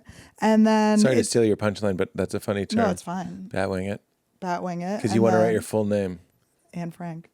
But so they the wives are usually the ones pushing them to do it. It's usually like a woman being like, do it. I wouldn't want Sharpie ink on Nobody should want this. I'm Nobody should want dominating this. you. No. I'm You're Keith Raniere, basically. yeah, exactly. You should brand them. I should fucking brand your balls. You should brand people. But it's kind of a social experiment. I can't believe people do it. And I say to them, I go, I can't believe you're letting me do this. You could make an AL look like a mountainscape. And then in the mirror, I know that's a dark joke, but like, it's a little Nexium. Best ones are. Best ones are dark. I know. Closer to the light, bigger the shadow. I know. I have to do shadow work. I've been being called to it. But I think all my mommy issues are very shadowy. Yeah, I feel it. I don't want you to feel judged. I'm like, I recognize. That's why I was like, I think you're at the beginning of a journey. You could take that as condescending or you could take it as solidarity. I feel like I'm at the end of it. No, you could imagine? You could be. I figured it all out. I'm done. That's what the mushrooms told me. No, really? The mushrooms. Well, they'll tell you when you need a break or whatever too, right? Well, I talked about this on the We Made It Weird, but the mushrooms were like my theology and my understanding of reality or whatever you want to call it can be very dry, and I like how dry it is. Mm-hmm. It's about unitive consciousness, but whatever. And the mushrooms were like, just put that down for a second. But have fun, and be silly. And it was just us. It was like every once in a while, Val would come over, and she had 5 faces. Yeah, there's like purple and blue, and I'm just like, did you feel like a polygamist? I felt. Look at all my wives. Because she had 5 faces? Yeah. These are my wives. Well, it's funny that you say that because the feeling, and Val knows this, she's not a jealous person. She allowed me to date the universe. But I really was like... Yeah, I banged Zeus. Todd let me bang Zeus. The number of Hindu deities I saw, and I'm not even that familiar with Hindu deities. No, isn't it weird when someone comes to you and you're like, this has to be something. This is something. Yeah. Because I don't have them hanging up. I have one, but like I don't have a lot of Hindu deities. Up on who is it? I got Hanuman. You should have Hanuman up there, like shirtless. Hanuman looks great. I want like a rip. I want like a tiger beat. A monkey beat. I want yeah. But I saw so many Krishna and like Kali. I know I'm naming them, but I couldn't draw them. Mm-hmm. And there they were. Yeah. And I was like, this is so weird. A trip for real. I'm excited when you get called to do ayahuasca. It's going to be cool. So many people have invited me to do it, and for some reason... When are you ready or not? It's like whenever you do it, you'll do it or not do it. I'm going to ask you, it was Alex Gray, the psychedelic painter, said that ayahuasca is like white water rafting, that you're like from one reality to the next. And I was like, my favorite psychedelic is ketamine. Have you done ketamine? Are we at Skankfest right now? What's happening, Busy Phillips? Ketamine. I love ketamine. When Matthew Perry died of my favorite drug, I was so sad. I was like, not mine. Matthew Perry died of drowning on your favorite drug, right? Oh my God. And he was getting like IVs like at his house. I'm not trying to put down Matthew Perry. I'm saying don't do any drug. Ketamine. He put himself down. Yeah. Don't do it. No, you can't do it in a hot tub. No, that was my defense. I'm like, come on, guys. Don't smoke weed I mean, you can smoke. Well, weed definitely smoke weed. You can definitely smoke weed. A little pizza. Little Pete's. Have a little Pete's fucking- floated on the water. Get that chlorine flavor in there. Ooh, I love a little soggy. Soggy Pete. Soggy pizza. My mom comes by in a bathing cap, steals my fucking pizza. She eats it. Just back under the water. Yeah. But you see what I'm saying? Like, if one is whitewater rafting and like an 8-headed creature wants to tell me that my mother did the best she could, and one of them is like, this is you and you are love and everything is us, I take the latter. Oh, no, it does that. Which too. one? This is everything is love and really? amazing. And no, it's very, you're saying with ketamine. Yes. I'm saying ketamine in my experience. Have you done San Pedro? Is that another one? That's I think it's mescaline. I'm pretty sure it's the I same haven't thing. done So it's mescaline. cactus. But so the way that my shaman does his weekends is you show up first night. You do breath work. Oh, nice. I always do breath work before. I love breath work. I don't know why I went before what podcasts. I mean, if I had time before I had a 6-year-old. No, breath work changes my life. And my ego does not, fights it so hard. It changes my life. It's so good. You could do like a 5-minute breath work and my day would be. You and my othership ego in it? goes. Do you use othership? What's that? It's just an app. Othership? I like it. But you can pick the length. You can pick if you I want to go up love or that. down. Yes. And I really love it. So I just did a retreat 2 weeks ago. A lot of free time during this retreat, and I was ripping breath work. Oh my God, it's incredible. You can't believe. And I'm the only one. There were like 3-4 of us, like close friends on this retreat.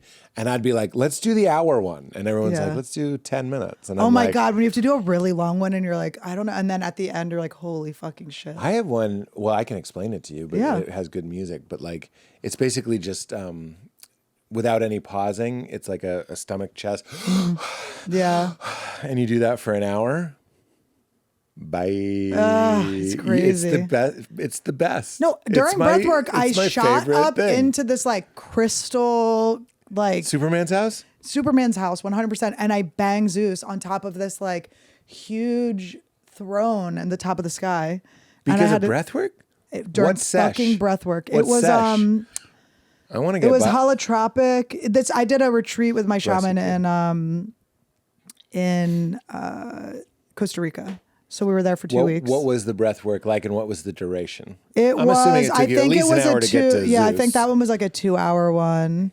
We were doing, the whole theme of the weekend was sort of stepping into a new self. So we were doing a lot of things where we would like physically like step into a new thing. And then we tried it was to get trained as a breathwork instructor, which that's not an interest of mine, but I just went to it anyway. So he was teaching us like different types, but I don't retain information that way.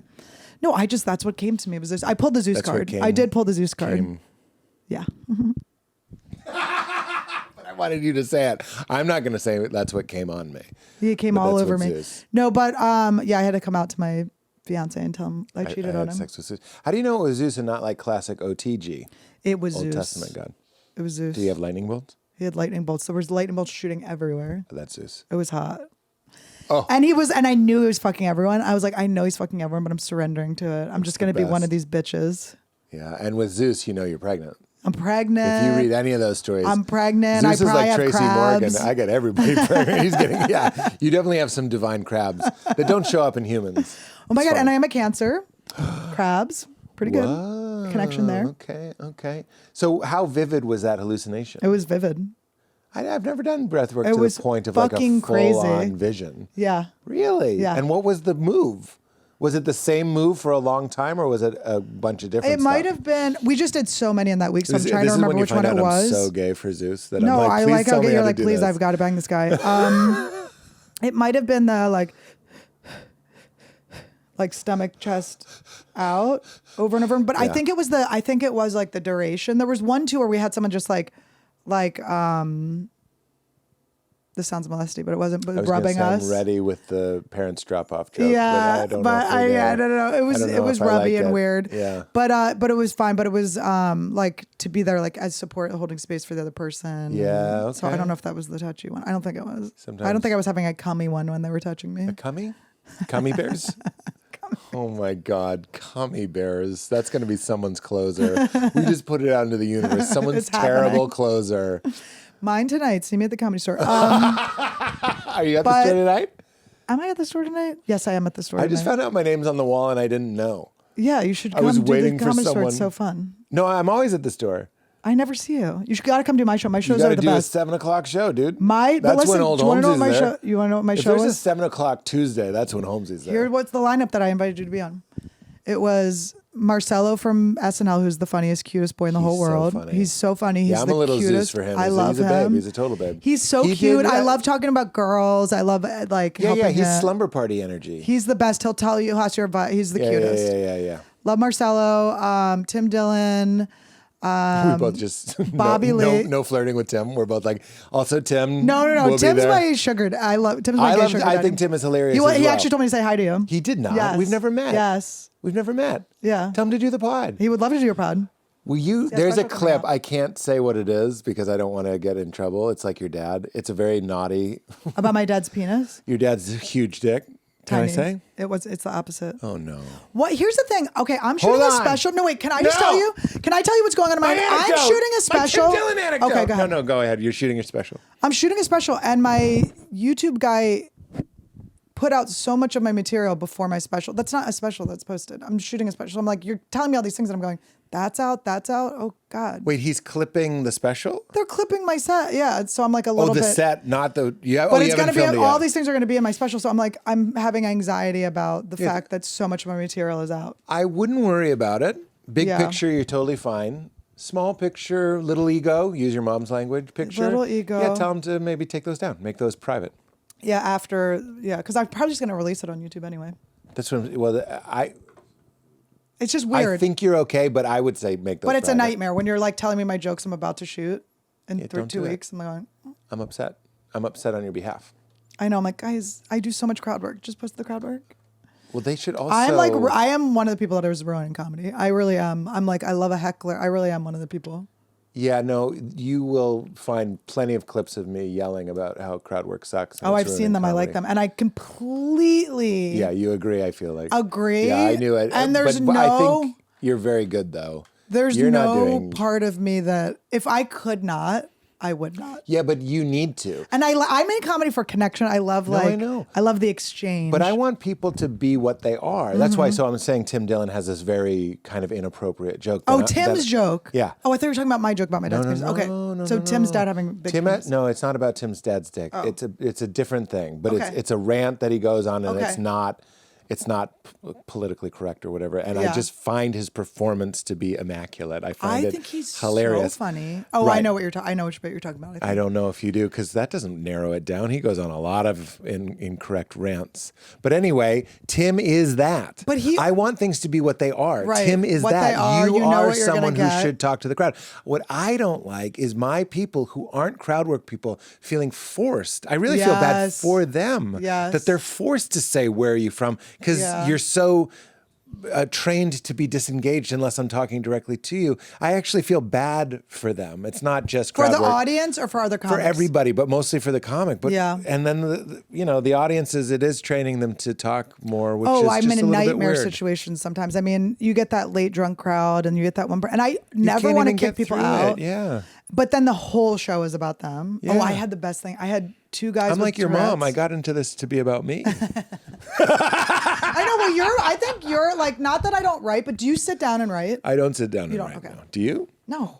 I sit down and refine. Sorry to be Okay, how do you do it? stickler. No, I love I it. listen to the audio. I transcribe it. Okay. I have a document where every word is Ooh, written I out. love that. And I read it before I go on stage. And then I never try to say it like that. But you just it's have in it there. as like a reference. The best. That's great. I think Louis might do the same kind of thing. That's great. So I never sit down and go like, the things I might write down a line. Yeah. But I know how I feel about recycling and my wife, and I'm going to talk about Yeah. it. Then I listen to it, and then I go, oh, there's the punches. Right. And then sometimes can kind of go back on what I said. Sometimes when I'm refining, I'll go, what the fuck am I doing? There's this whole area that I didn't, Mm-hmm. and then it does come out in a chair. It's so interesting because I think the generation of comedy, because I'm like, I think you're like one class or two classes, you started like one or two classes ahead of me. Yeah. And then, but now it's so different because we always talk economy of words, like keep it like tight, keep it. Yeah. And then now I feel like there's a lot of people that are like going on these like rambles that land so hard. Oh, interesting. Like, I'm like, oh, there's this whole other type of comedy. Like Theo, like, I'm like, what the fuck is he talking about? And then he lands it so hard. And Theo's being Thea. That's what I like. So hard. Yeah, I know. Yeah. It's so funny. It's his own thing. Yeah. It's his own thing. That's why I'm like, long rambles, keep it tight, transcribe it or just communicate it. I just want people to do what feels right to them. Just like a romantic relationship. You're like, oh, this is my person. This is my style. Yeah. It should feel like true. What I don't like is when people do anything because they feel like they're supposed to. I'm like, you should know what you are and you should tell them what you are. Don't ask them what you are. I always think about like with the algorithm and everything that you do feel like, or for myself, like pressure to do a certain thing or whatever, but it so takes away from my creative time that I want to be like making stuff. So But that's actually, sorry. But even like captions and stuff, I'm like, I don't want to like write captions. So I have my manager doing that and stuff. Yeah. But then I'm also like, I'm losing, like it's not fully me on there now too. So Why? Because someone else is like posting and writing the you know what I mean? Oh, I see what you're saying. You don't approve your clips?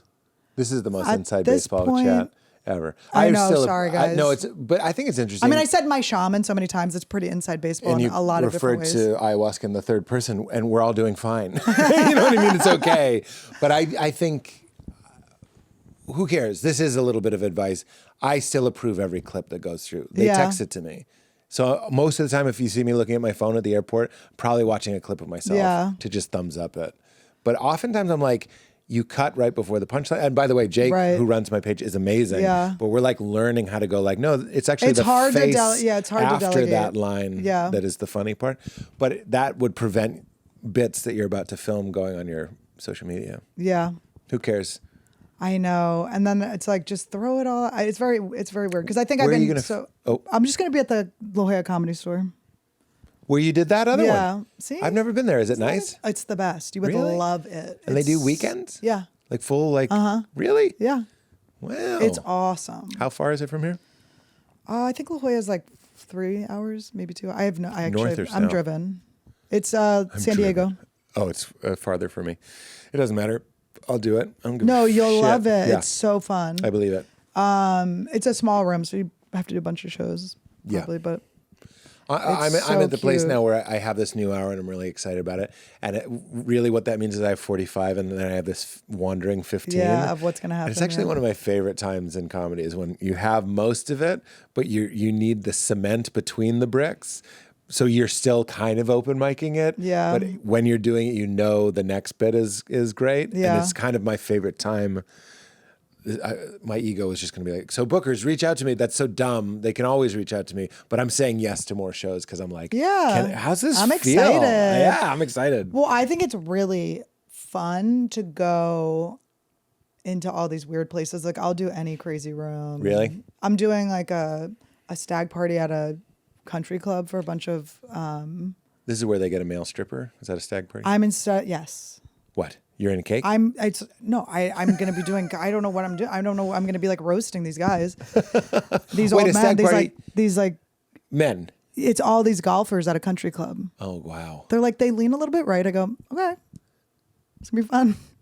Oh my God, really? I'm like, okay, I can get my Megyn Kelly on. You know who's like that is John Oliver. There's certain comedians. I haven't talked to John in decades, but I'm just like, when I knew him, he was like, the weirder, the better. I like to just I want to go. Well, you learn about people, different areas of the world. And I did a show at a frat party at USC. That was really fun. I don't like any of this for you. Well, I'm just like, I want to just see what I can do. I want to see what my skill set is.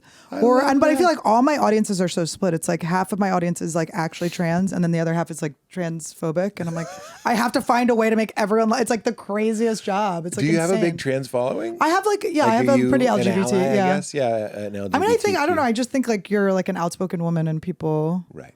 But I mean, I had like a trans man stand up and tell me he didn't like one of my jokes. And then after we talked, it was actually really cool. It was like a cool conversation because I'm always like, if my jokes are landing away, that's hitting. Know. And then he was explaining to me, and then it turned out that wasn't, he was like, I don't like them laughing at what you're saying. And I was like, oh, okay. And then we were talking about it. I was going to post it, and then Trump won, and I went, I'm not going to. I'm going to leave maybe everyone leave that alone. one I'm alone. going to leave everyone alone. Yeah. I'll take a beat here. I'm going to have everyone just relax. And I was on stage in Salt meditate. Lake City and somebody yelled out, "The gays love you." And I was like, I didn't know I wanted that real bad. I loved it. You're like, ooh. No, I love a lesbian couple in the front row. Give it to me. Come to me. Me too. I just like to play and tease and call out things. Well, I don't want to generalize, but I find that the gays do.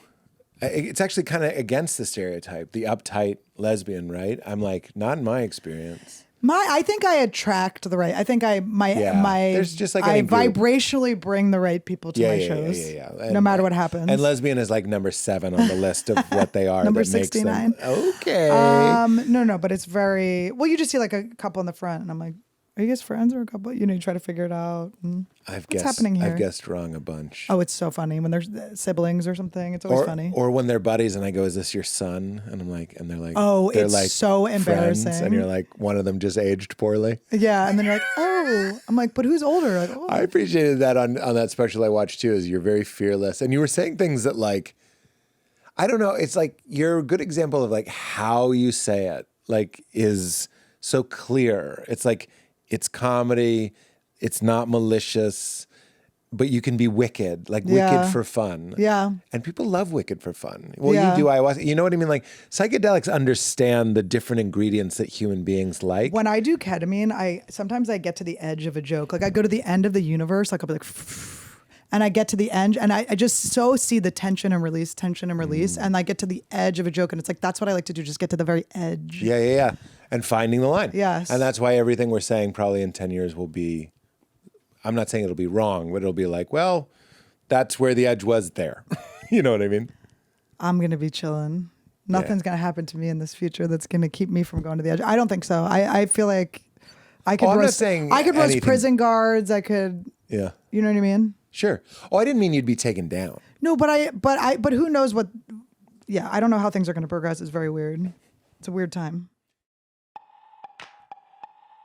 According to the CDC, too many men are over-prioritizing working out and under-prioritizing nutrition. So for years, I've been taking Ritual Essential for Men every single day, along with their Synbiotic Plus, which takes care of your gut in 3 ways. It's a pre, a post, and a probiotic, all in one.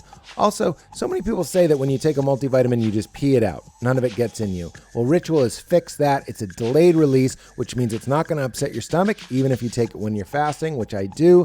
It breaks down in the lower intestine, which is when these nutrients can actually get absorbed. And I'm not just reading a copy here. I'm telling you, I know the difference going to the doctor before Ritual and going to the doctor after Ritual. Those gaps in my diet are filled, like omega-3, DHA to support heart and brain health, and vitamin D3 to support normal function, normal muscle and immune function. So Essential for Men is essential. I never miss a day. It's a quality multivitamin from a company you can actually trust. Everything's traceable, high quality, and you can get 25% off your first month for a limited time at ritual.com/weird.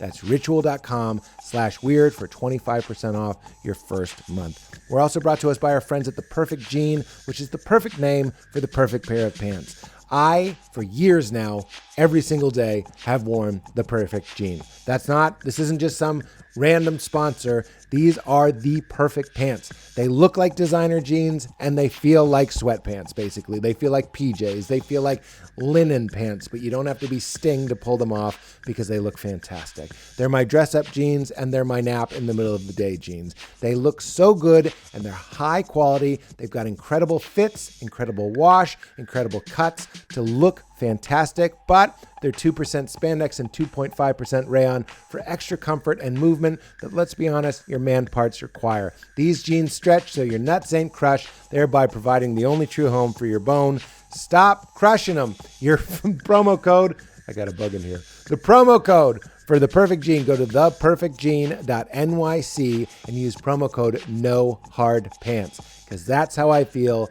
No hard pants. You get 15% off plus free shipping, free returns, and free exchanges when you use code NOHARDPANTS at checkout. Fuck your khakis. Tell them we sent you. Support our show. Get The Perfect Jean. Back to the program. Where are you with booze? I quit drinking in 2009 and January 2009, and I never think about it. I don't really notice until people are completely blacked out that they're drunk. I don't even see it. It's like not in my awareness. I stopped, who cares? But I stopped, and then when I'm with people who are drunk, I find it really annoying. Well, when they get drunk, I just feel so good about my decision. Really? I go, oh. Actually, that is one of the revelations is you're like, oh, wow, I'm so you're lucky. coming off so much worse than you know you are. But I also... But luckily, nobody really knows. I don't really hang out with people that drink the way I drank. Because I just drank like, let's get I wanted to black out every day. I was very frat boy. Where you were like, you weren't doing it to relax or have fun. You just hated yourself. Yeah. And how are you with that? Hating myself? Like, is there it seems like there's some self-love now. Oh my God, yeah, I flipped it. You did? Yeah, I feel great. And how'd you do that? I just did so much work on myself. I just always, whenever there's like conflict or something, I really try to take my own inventory, see what I can do. Like I know I can't control the outside world. I can really only control myself. So an inventory means looking for your own what's my responsibility in this? What's something I can work on? And then I think I went overboard and I would kind of take on too much stuff. And allow a little bit of that Quaker still in me, allowing people to kind of treat me and go, no, they're just good. It's not, Yeah. But I think it's just always sort of trying to balance between, just acceptance, allowance, and working. Exactly. And I've just done a lot of work. I do hypnosis, stuff like that. Self-hypnosis or? I do a little self-hypnosis, but I have a hypnotist. Really? Yeah. What's her name? Mary Lou Rodriguez. Okay. It's not my hypnotist. She rules. She fucking Mary rules. Lou Rodriguez. But I mean, you do all this stuff too, so it's like, yeah. I do, yeah. And I swear by it, I love it. Yeah. I notice, I actually haven't shared this on the podcast, but I have some PTSD symptoms, and I don't know if I have the full disorder, but certainly. Is it from your show, from crashing, not getting a fourth season? How many seasons you get? 3, right? I wanted you to get it. I was like, where is it? Get it? It was 3 seasons. Yeah. See, I got it. See, I even got the season. You right. nailed it. You nailed it. I was sitting in that chair when they called me. And I swear to God. Were you ready for it? Or did you want to keep going? I was ready for it to go. Shows sometimes shouldn't be that long. You can just make a perfect thing. I'm not just saying this. If it had gone 4, that would have been about me and me having a job, not really the story. Right. Because he was about to start doing well. And that was my joke. I was like, it's called crashing, not flourishing. Yeah, and it that's ends funny. where he's about to start. And we broke the 4th season. We're like, well, he'll get a talk show. And I was like, this is weird. Yeah. This is going to be weird. Like I love that it, sorry, but you did ask. No. I love that it ends where he's just happy that he's in the comedy scene. Yeah. That was his goal. And that's where he gets by the end of the 3rd season. Do you remember when I auditioned for it? You had us all in. It was actually really funny. You had all of us in. No, you had every female comedian in. I believe I did for Allie. No, yeah, for Allie. And then you gave it to Jamie Lee, who it was written by and for. So thanks for making us all come in, you fucking scumbag. But oh no, it's fine. We all got our little outfits on. We practiced the lines. That's fine. No, but we actually had a funny interaction because you have to let me respond. No, go ahead. No, you can respond. I will respond, but you're going to tell me the funny interaction. But yes, it was based on Jamie and knowing Jamie and written for Jamie. Yeah. And then I was like, I want to give it to Jamie. And it wasn't me that said, let's have They're auditions. like, let's audition literally every female comedian. That was not, look. It was fun. It was like a good line. It was a good waiting room. It was fun. For sure. And people did wonderfully. And so many people and you don't even remember some of them. They were so good. No, we had a funny interaction. I'm excited to tell you. I can't wait to hear it. I do want, I'm not saying you think this, but a lot of times people think that if it's your show, you're the one that's no, like, totally, yeah. I was like, this is Jamie. And then as randomly as it was declined when I first mentioned it, one day they were like, it's Jamie. And I was like, you're like, wow, this was a lot of time. Yes. I know. I had a friend. And Jamie also thought she didn't get it. So she thought she had it because and they make her audition for the part that they made her audition. Yeah. They were like, I don't know about this. And then she spent months in the office watching everyone else come in to audition for her part. And she was a trooper, like stiff upper lip, just kept doing her job. And then there was another time when another friend of mine was close to getting it. She was also stiff upper lip. And then randomly, I get the call. They're like, it's Jamie. And I was like, this is crazy. Yeah, The dynamics of it. So everybody did beautifully. They wanted them to be thirsty for it. Yeah. hungry. Well, Jamie, I don't think she was really happy. Oh, it was obviously. great. Yeah. It was a very sweet It was moment. perfect too. It was like perfect. And she was great at it. Of course. I mean, yeah. it was perfect. It was perfect for her. So anyway, what was our moment? Okay, so I come in, and this is before I'm doing the work. This is before I come in. I'm like probably in a leather jacket, you know. I come in, and we're like improvising about relationships or something, and I kind of was going, well, yeah, no, like I don't like respect my boyfriend. He's a loser or whatever. And you're like, what? I remember you just like having such a normal reaction to what I was saying, but it was like what I thought reality was like, oh no, you like hate your boyfriends. You think they're losers. And that's how it works. Like you hate them and they move in and you hate them and they suck and they're not funny and they're not cool. Funny though. And you were just like, huh? And I was like, oh, it was like one of these moments where I was like, oh, is that like not like relatable to just, I thought you date people you don't love. Hate. Yeah. Yes. And then you're friends with people you love. I mean, yeah. And you have like your friendships are the best. And then at home is where you just, this but person I that you roll your eyes. guarantee that's not, obviously that was not points against you because that is deeply hilarious. No, but I just remember you looking at me going, like, what? Yeah, maybe that is. But I remember I sent in my audition tape. I was at my friend has this like beautiful house in the Burbank Hills. And she has like this hot tub and she's like, let's do your audition in the hot tub. And so I sent it in from the hot tub, my tape. Oh my God, Isn't that's that funny? great. With like the mountains behind me. That's fantastic. I was like, I don't need this gig, but if you want to give it to me, it's fine. That's great. It was funny. I actually do recall parts of your audition and little flashes of lots of my friends that came in. Yeah, no, I think Julia Rossi was before me. It was like really Monster cute. was great. Yeah. I mean, Phoebe Robinson was great. I can't name check everybody, but like it was cute though. It was like a fun. in. I was running into a lot of my friends. Of course. And then just one last time, it wasn't me going, who shall I pick? These tapes were shown to other people. Oh no, I understand. Yeah, you don't have saying it. I mean, at all. You'll see when you're doing your mom competition. When I'm movie. casting my mom, I Yeah. just cast someone really like disgusting. Susan, just to fuck with everyone my always mom. says Susan Sarandon. We can't do I love that. Susan I know, I love it, but we can't. We gotta She doesn't leave look like Susan me. alone. Leave Susan alone. I will say there was a time during crashing where I couldn't get somebody something, and then later, and they kind of didn't believe me and they were upset. And then later they couldn't cast somebody in something and they they were knew. doing, and it was one of the always best comes back around. friendship moments of my life. But They it were always like, comes back it around. did come back around. It It was always does. really sweet. And they were really sweet. And I wasn't like, ha ha. I was like, see, it's Yeah. oh, this is a beautiful healing moment. All right, in our final moments here, I don't want to take your entire day, although I'm loving talking with you. Meaning of life? I mean, you've met Mother Ayahuasca. I'm curious, what is your framework for what this all is? I think it's an exercise in learning to surrender and to like, you know, you need to have like struggle and stuff to learn things, to grow muscle, to get strong. But I think it's in the end to just like, it's all good. Like it's really all fine. And I think the thing that gets me out of any of my anxiety is always like everything's happening exactly how it's supposed to happen at the perfect time. Yeah. And if you just trust that, everything will be fine. I can't get caught up in these things, but I had to learn that. So I think, I think love it's that. about like, you know, I don't know, just telling dick jokes. It's in the end, it's dick jokes.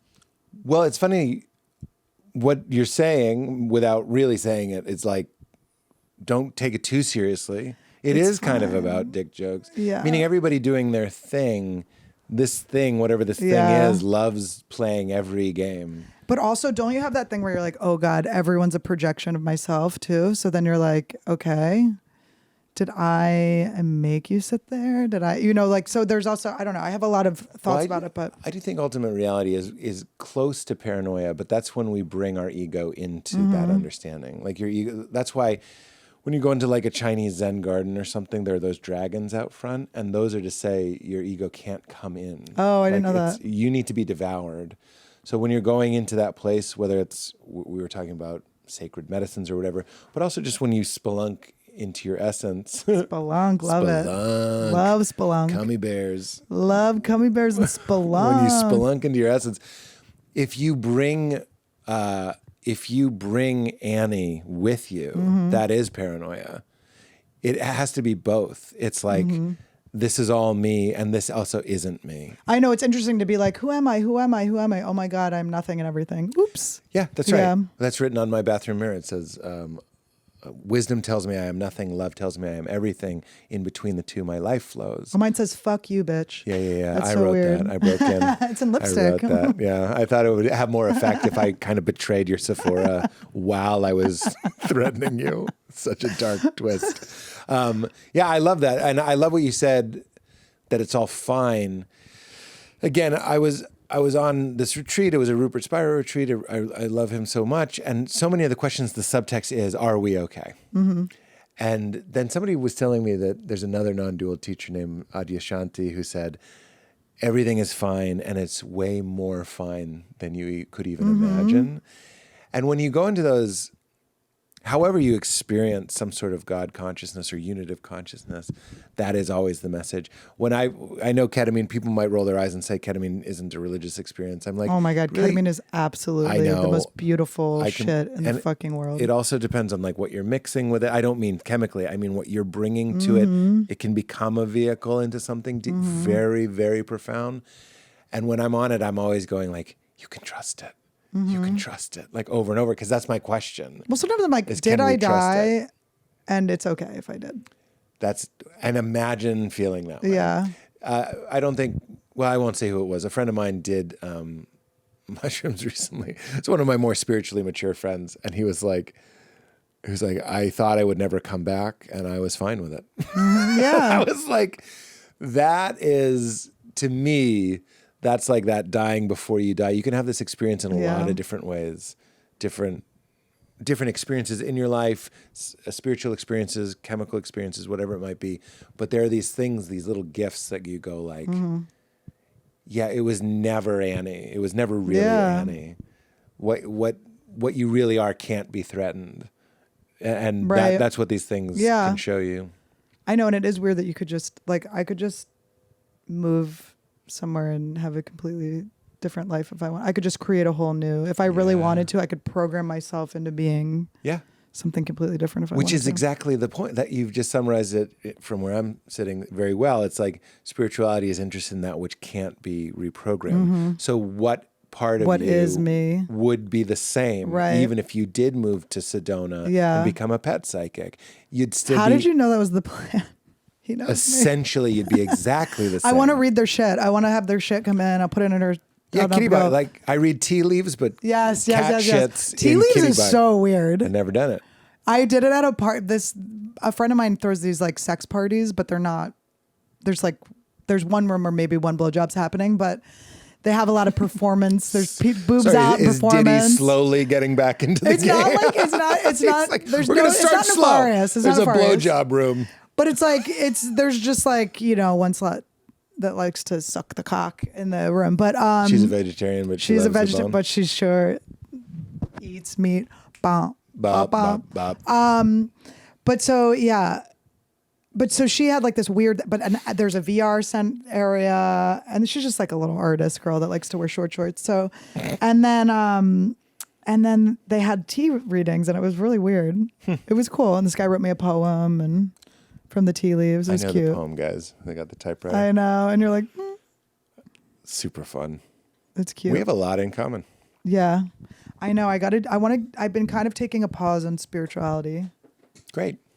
I got fatigued. And then I started watching true crime again and vaping. It's like the opposite of breath work is watching true crime and vaping. Vapes. I wrote vapes. If you still vape. I vape and don't vape. You with nicotine, like it's not just like the flavor. And you didn't. I've heard from someone that you chew. Do you chew the nicotine things? Toothpicks. Yeah, those rule. I did, and then nicotine gum. Then I went real hard. I was chewing like 2 pieces. This is like not a big brag, but like 2 pieces of the 6 milligram gum. You're so cool. I know it's not this cool. Is so it's crazy. not cool. You're gonna have to check that before you go into the Chinese garden. What did you say? What did you call it? Yeah, Zen garden. Yeah. But I'm off nicotine. I don't think it's benign. I used to be the guy that would go on and on about how it's benign, that it's just like coffee. And I'm like, it's like coffee that if you quit coffee, you want to murder everyone in the world. So it's not as chill as some of the fucking, and like Peter Attia, like those brain scientists that are like, nicotine's a great nootropic. Just do 8 milligrams. I'm like, you're not an addict. Yeah, you don't like, just you don't understand. Yeah. People like me and maybe people like you, it's like, that's the best part of nicotine is you can do it fucking forever. Well, do you know what I love about vaping is it's such a BAD thing. It's like my dad, like BAD. Yeah. And then like there's some sort that, of by the way. no, my, it's so my funny. daughter's gonna be like BAD. It's so fun. Let's go be BAD. Let's go eat cookies. Well, my dad picked me up from the airport once and we were driving back to their house and he's like, Mom and I have been fasting, intermittent fasting. I'm like, oh my God, that's incredible. Yeah, I've been eating really clean. And then there's like a beat and he's like, Chinese? I go, yeah, let's get Chinese food. And it's so fun. Being a dad of a daughter, I'm just like, I'm loving, I could listen to these stories. Well, I know that when they pass away, when I'm overeating, I'm gonna be like, my parents are with me. Like I'm gonna feel like they're like with me. You feel, you're not moving the cookie to your mouth. Dad? Dad, it's you. No, he'd be taking it. He'd be trying to eat it himself. And then your mom, you mom hear comes the in. snap of a swim cap. Mom? Snap of a swim cap. She's trying to be. That's why I need ketamine, because of the snap of a swim cap. I lose my mind. Do you know, final question, well, do you think when we die it's over? I know you're taking a break from No, not that I'm taking a break. stuff. I'm not on my shit right now. Not that I'm taking a break, but I understand. but I'm rearing back into it. I do believe that we are like energy, and I think we just get to do it again and again and again in different ways. I don't know. Yeah. But that's just what I feel like. I feel like we like wait our turn up here and then we get to come back. I like that. Yeah. If you're interested, I would phrase that as we're all consciousness. And We're all like energy. I'm with you. It's just for fun. Yeah. Energy always seems like your Zeus dream. Yeah. It's like, and that it is sort of like that. It's this alive light, right? But the most alive light, even in darkness, is consciousness. Yeah. I think it's just this overwhelming, like, I think everyone that dies, no matter what they did in their life, I think you just get this like beautiful, gorgeous, loving light. You just become the light. Mm-hmm.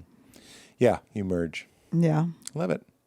Well, the final question is, do you know the time you laughed the hardest in your life? I think it's in this podcast. In this podcast? That is the funny, you got to ask that question. What was the funniest What's the funniest thing I've said?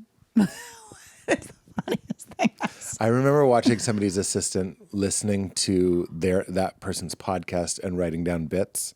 And I was like, that's a bridge too far for me. Wow. I would never. Do you think they were doing that though to do clips? This was way before Pre-clips. that. Way before that. And it was just kind of a sad man listening to a podcast for areas that might be bets for the host. Oh my God. I like that. I mean, it's good business. But then I never want people to be like, oh, like sometimes you talk about the topics and stuff, but I always like to be like, this is a bit or whatever.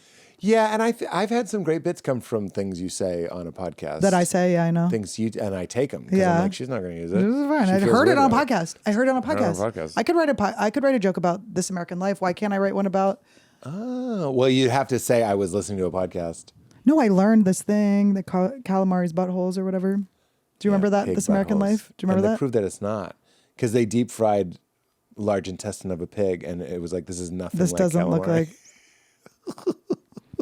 I like the idea. I'm sorry. I think the punchline was, it's exactly like calamari. It's I think it was the one thing. you didn't want. Yeah, I feel like I remember it being a dark feeling. You could. I didn't feel light at the end. What about the Malcolm Gladwell? He has that great podcast. I forget what it's called. It doesn't matter. You could just type in Malcolm Gladwell. I know. It's like, guys, who cares? Google. Just give it a Google. But McDonald's used to fry their fries in beef tallow.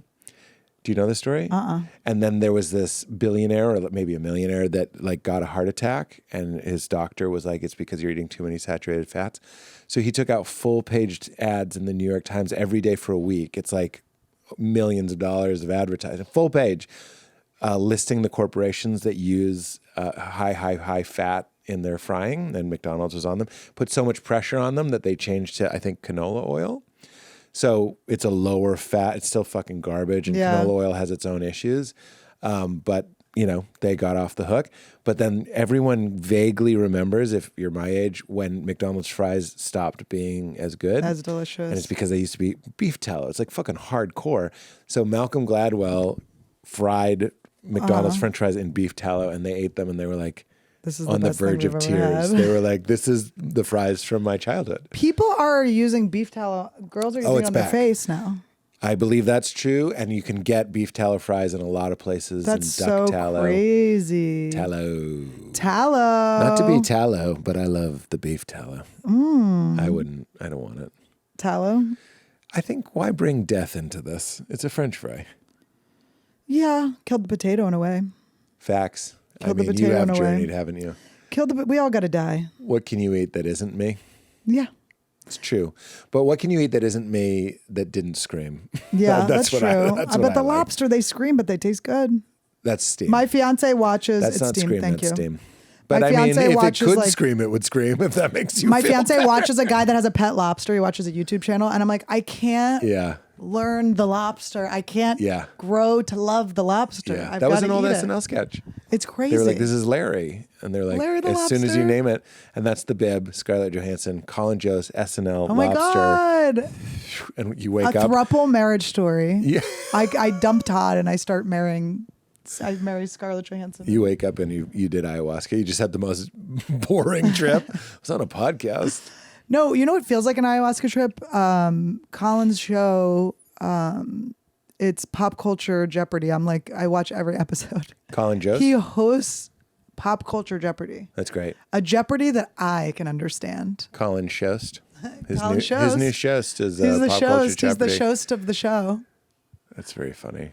Colin won big points for me, not that he needed to, when he called his book A Punchable Face. And I was like, Yeah, that's so funny. Look, if Because it you're is. gonna You be didn't that- even realize. I'm like, oh, now Yeah. you do realize your face is so punchable. Yeah. And No, when the you're that Josts are handsome, king. I need something. Yeah. You need Harvard to give me and handsome. Harvard and handsome. yourself. And like very Like so good cool. at it. And cool. He's very good at Cool to update. hang with. Good hang. Really? Yeah, nice guy. Cool guy. Put us in touch.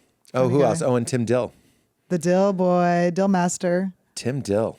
He's the best. He's so funny. He's one of those guys that because I've never met him or known him, I'm like, probably doesn't like me. Like a little remnant. Yeah, like yeah. a little, it's like, just hasn't cooked. I like to think I'm pretty fully cooked, but every once in a while I'll catch that negative thought being like, yeah, because Tim Dillon doesn't like you, dude. And I I'm know like, the inferiority, what? power Yeah. dynamics thing. I know it's hard. Yeah. It's such a weird thing Yeah. to navigate. But I don't like, and especially when it's being divided into like Austin comics that say the R word, comics that don't.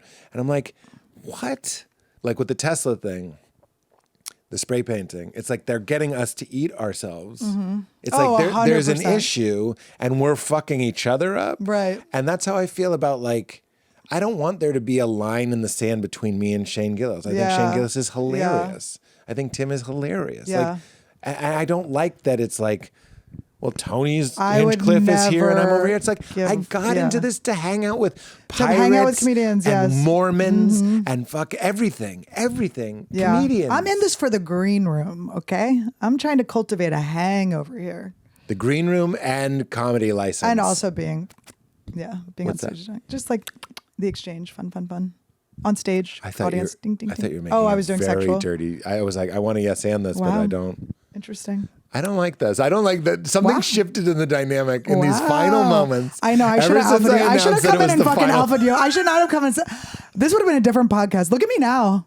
Hour 2, I'm ready to fucking That's what alpha. I mean. That's what I mean. I should have I alpha fatigued you. Guys, I into fucked up. I being- want to apologize for this podcast. Part 2 is going to be different. I'm going to be sitting there. I'm just going to make him switch seats with me just to see.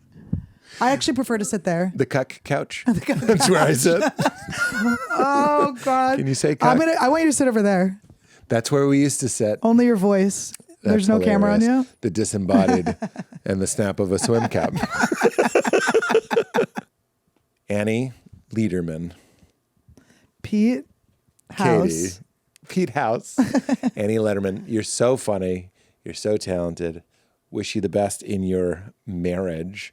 Ooh, Oura ring. Just got one. My Oura ring, by the way, I have ADD. It has not been charged in 6 months. Hilarious. It's just a ring. It's just a fucking shitty ring. You just have an expensive I have a ring. really expensive ring. Well, thank you so much. What should people do to see you? Go to Instagram.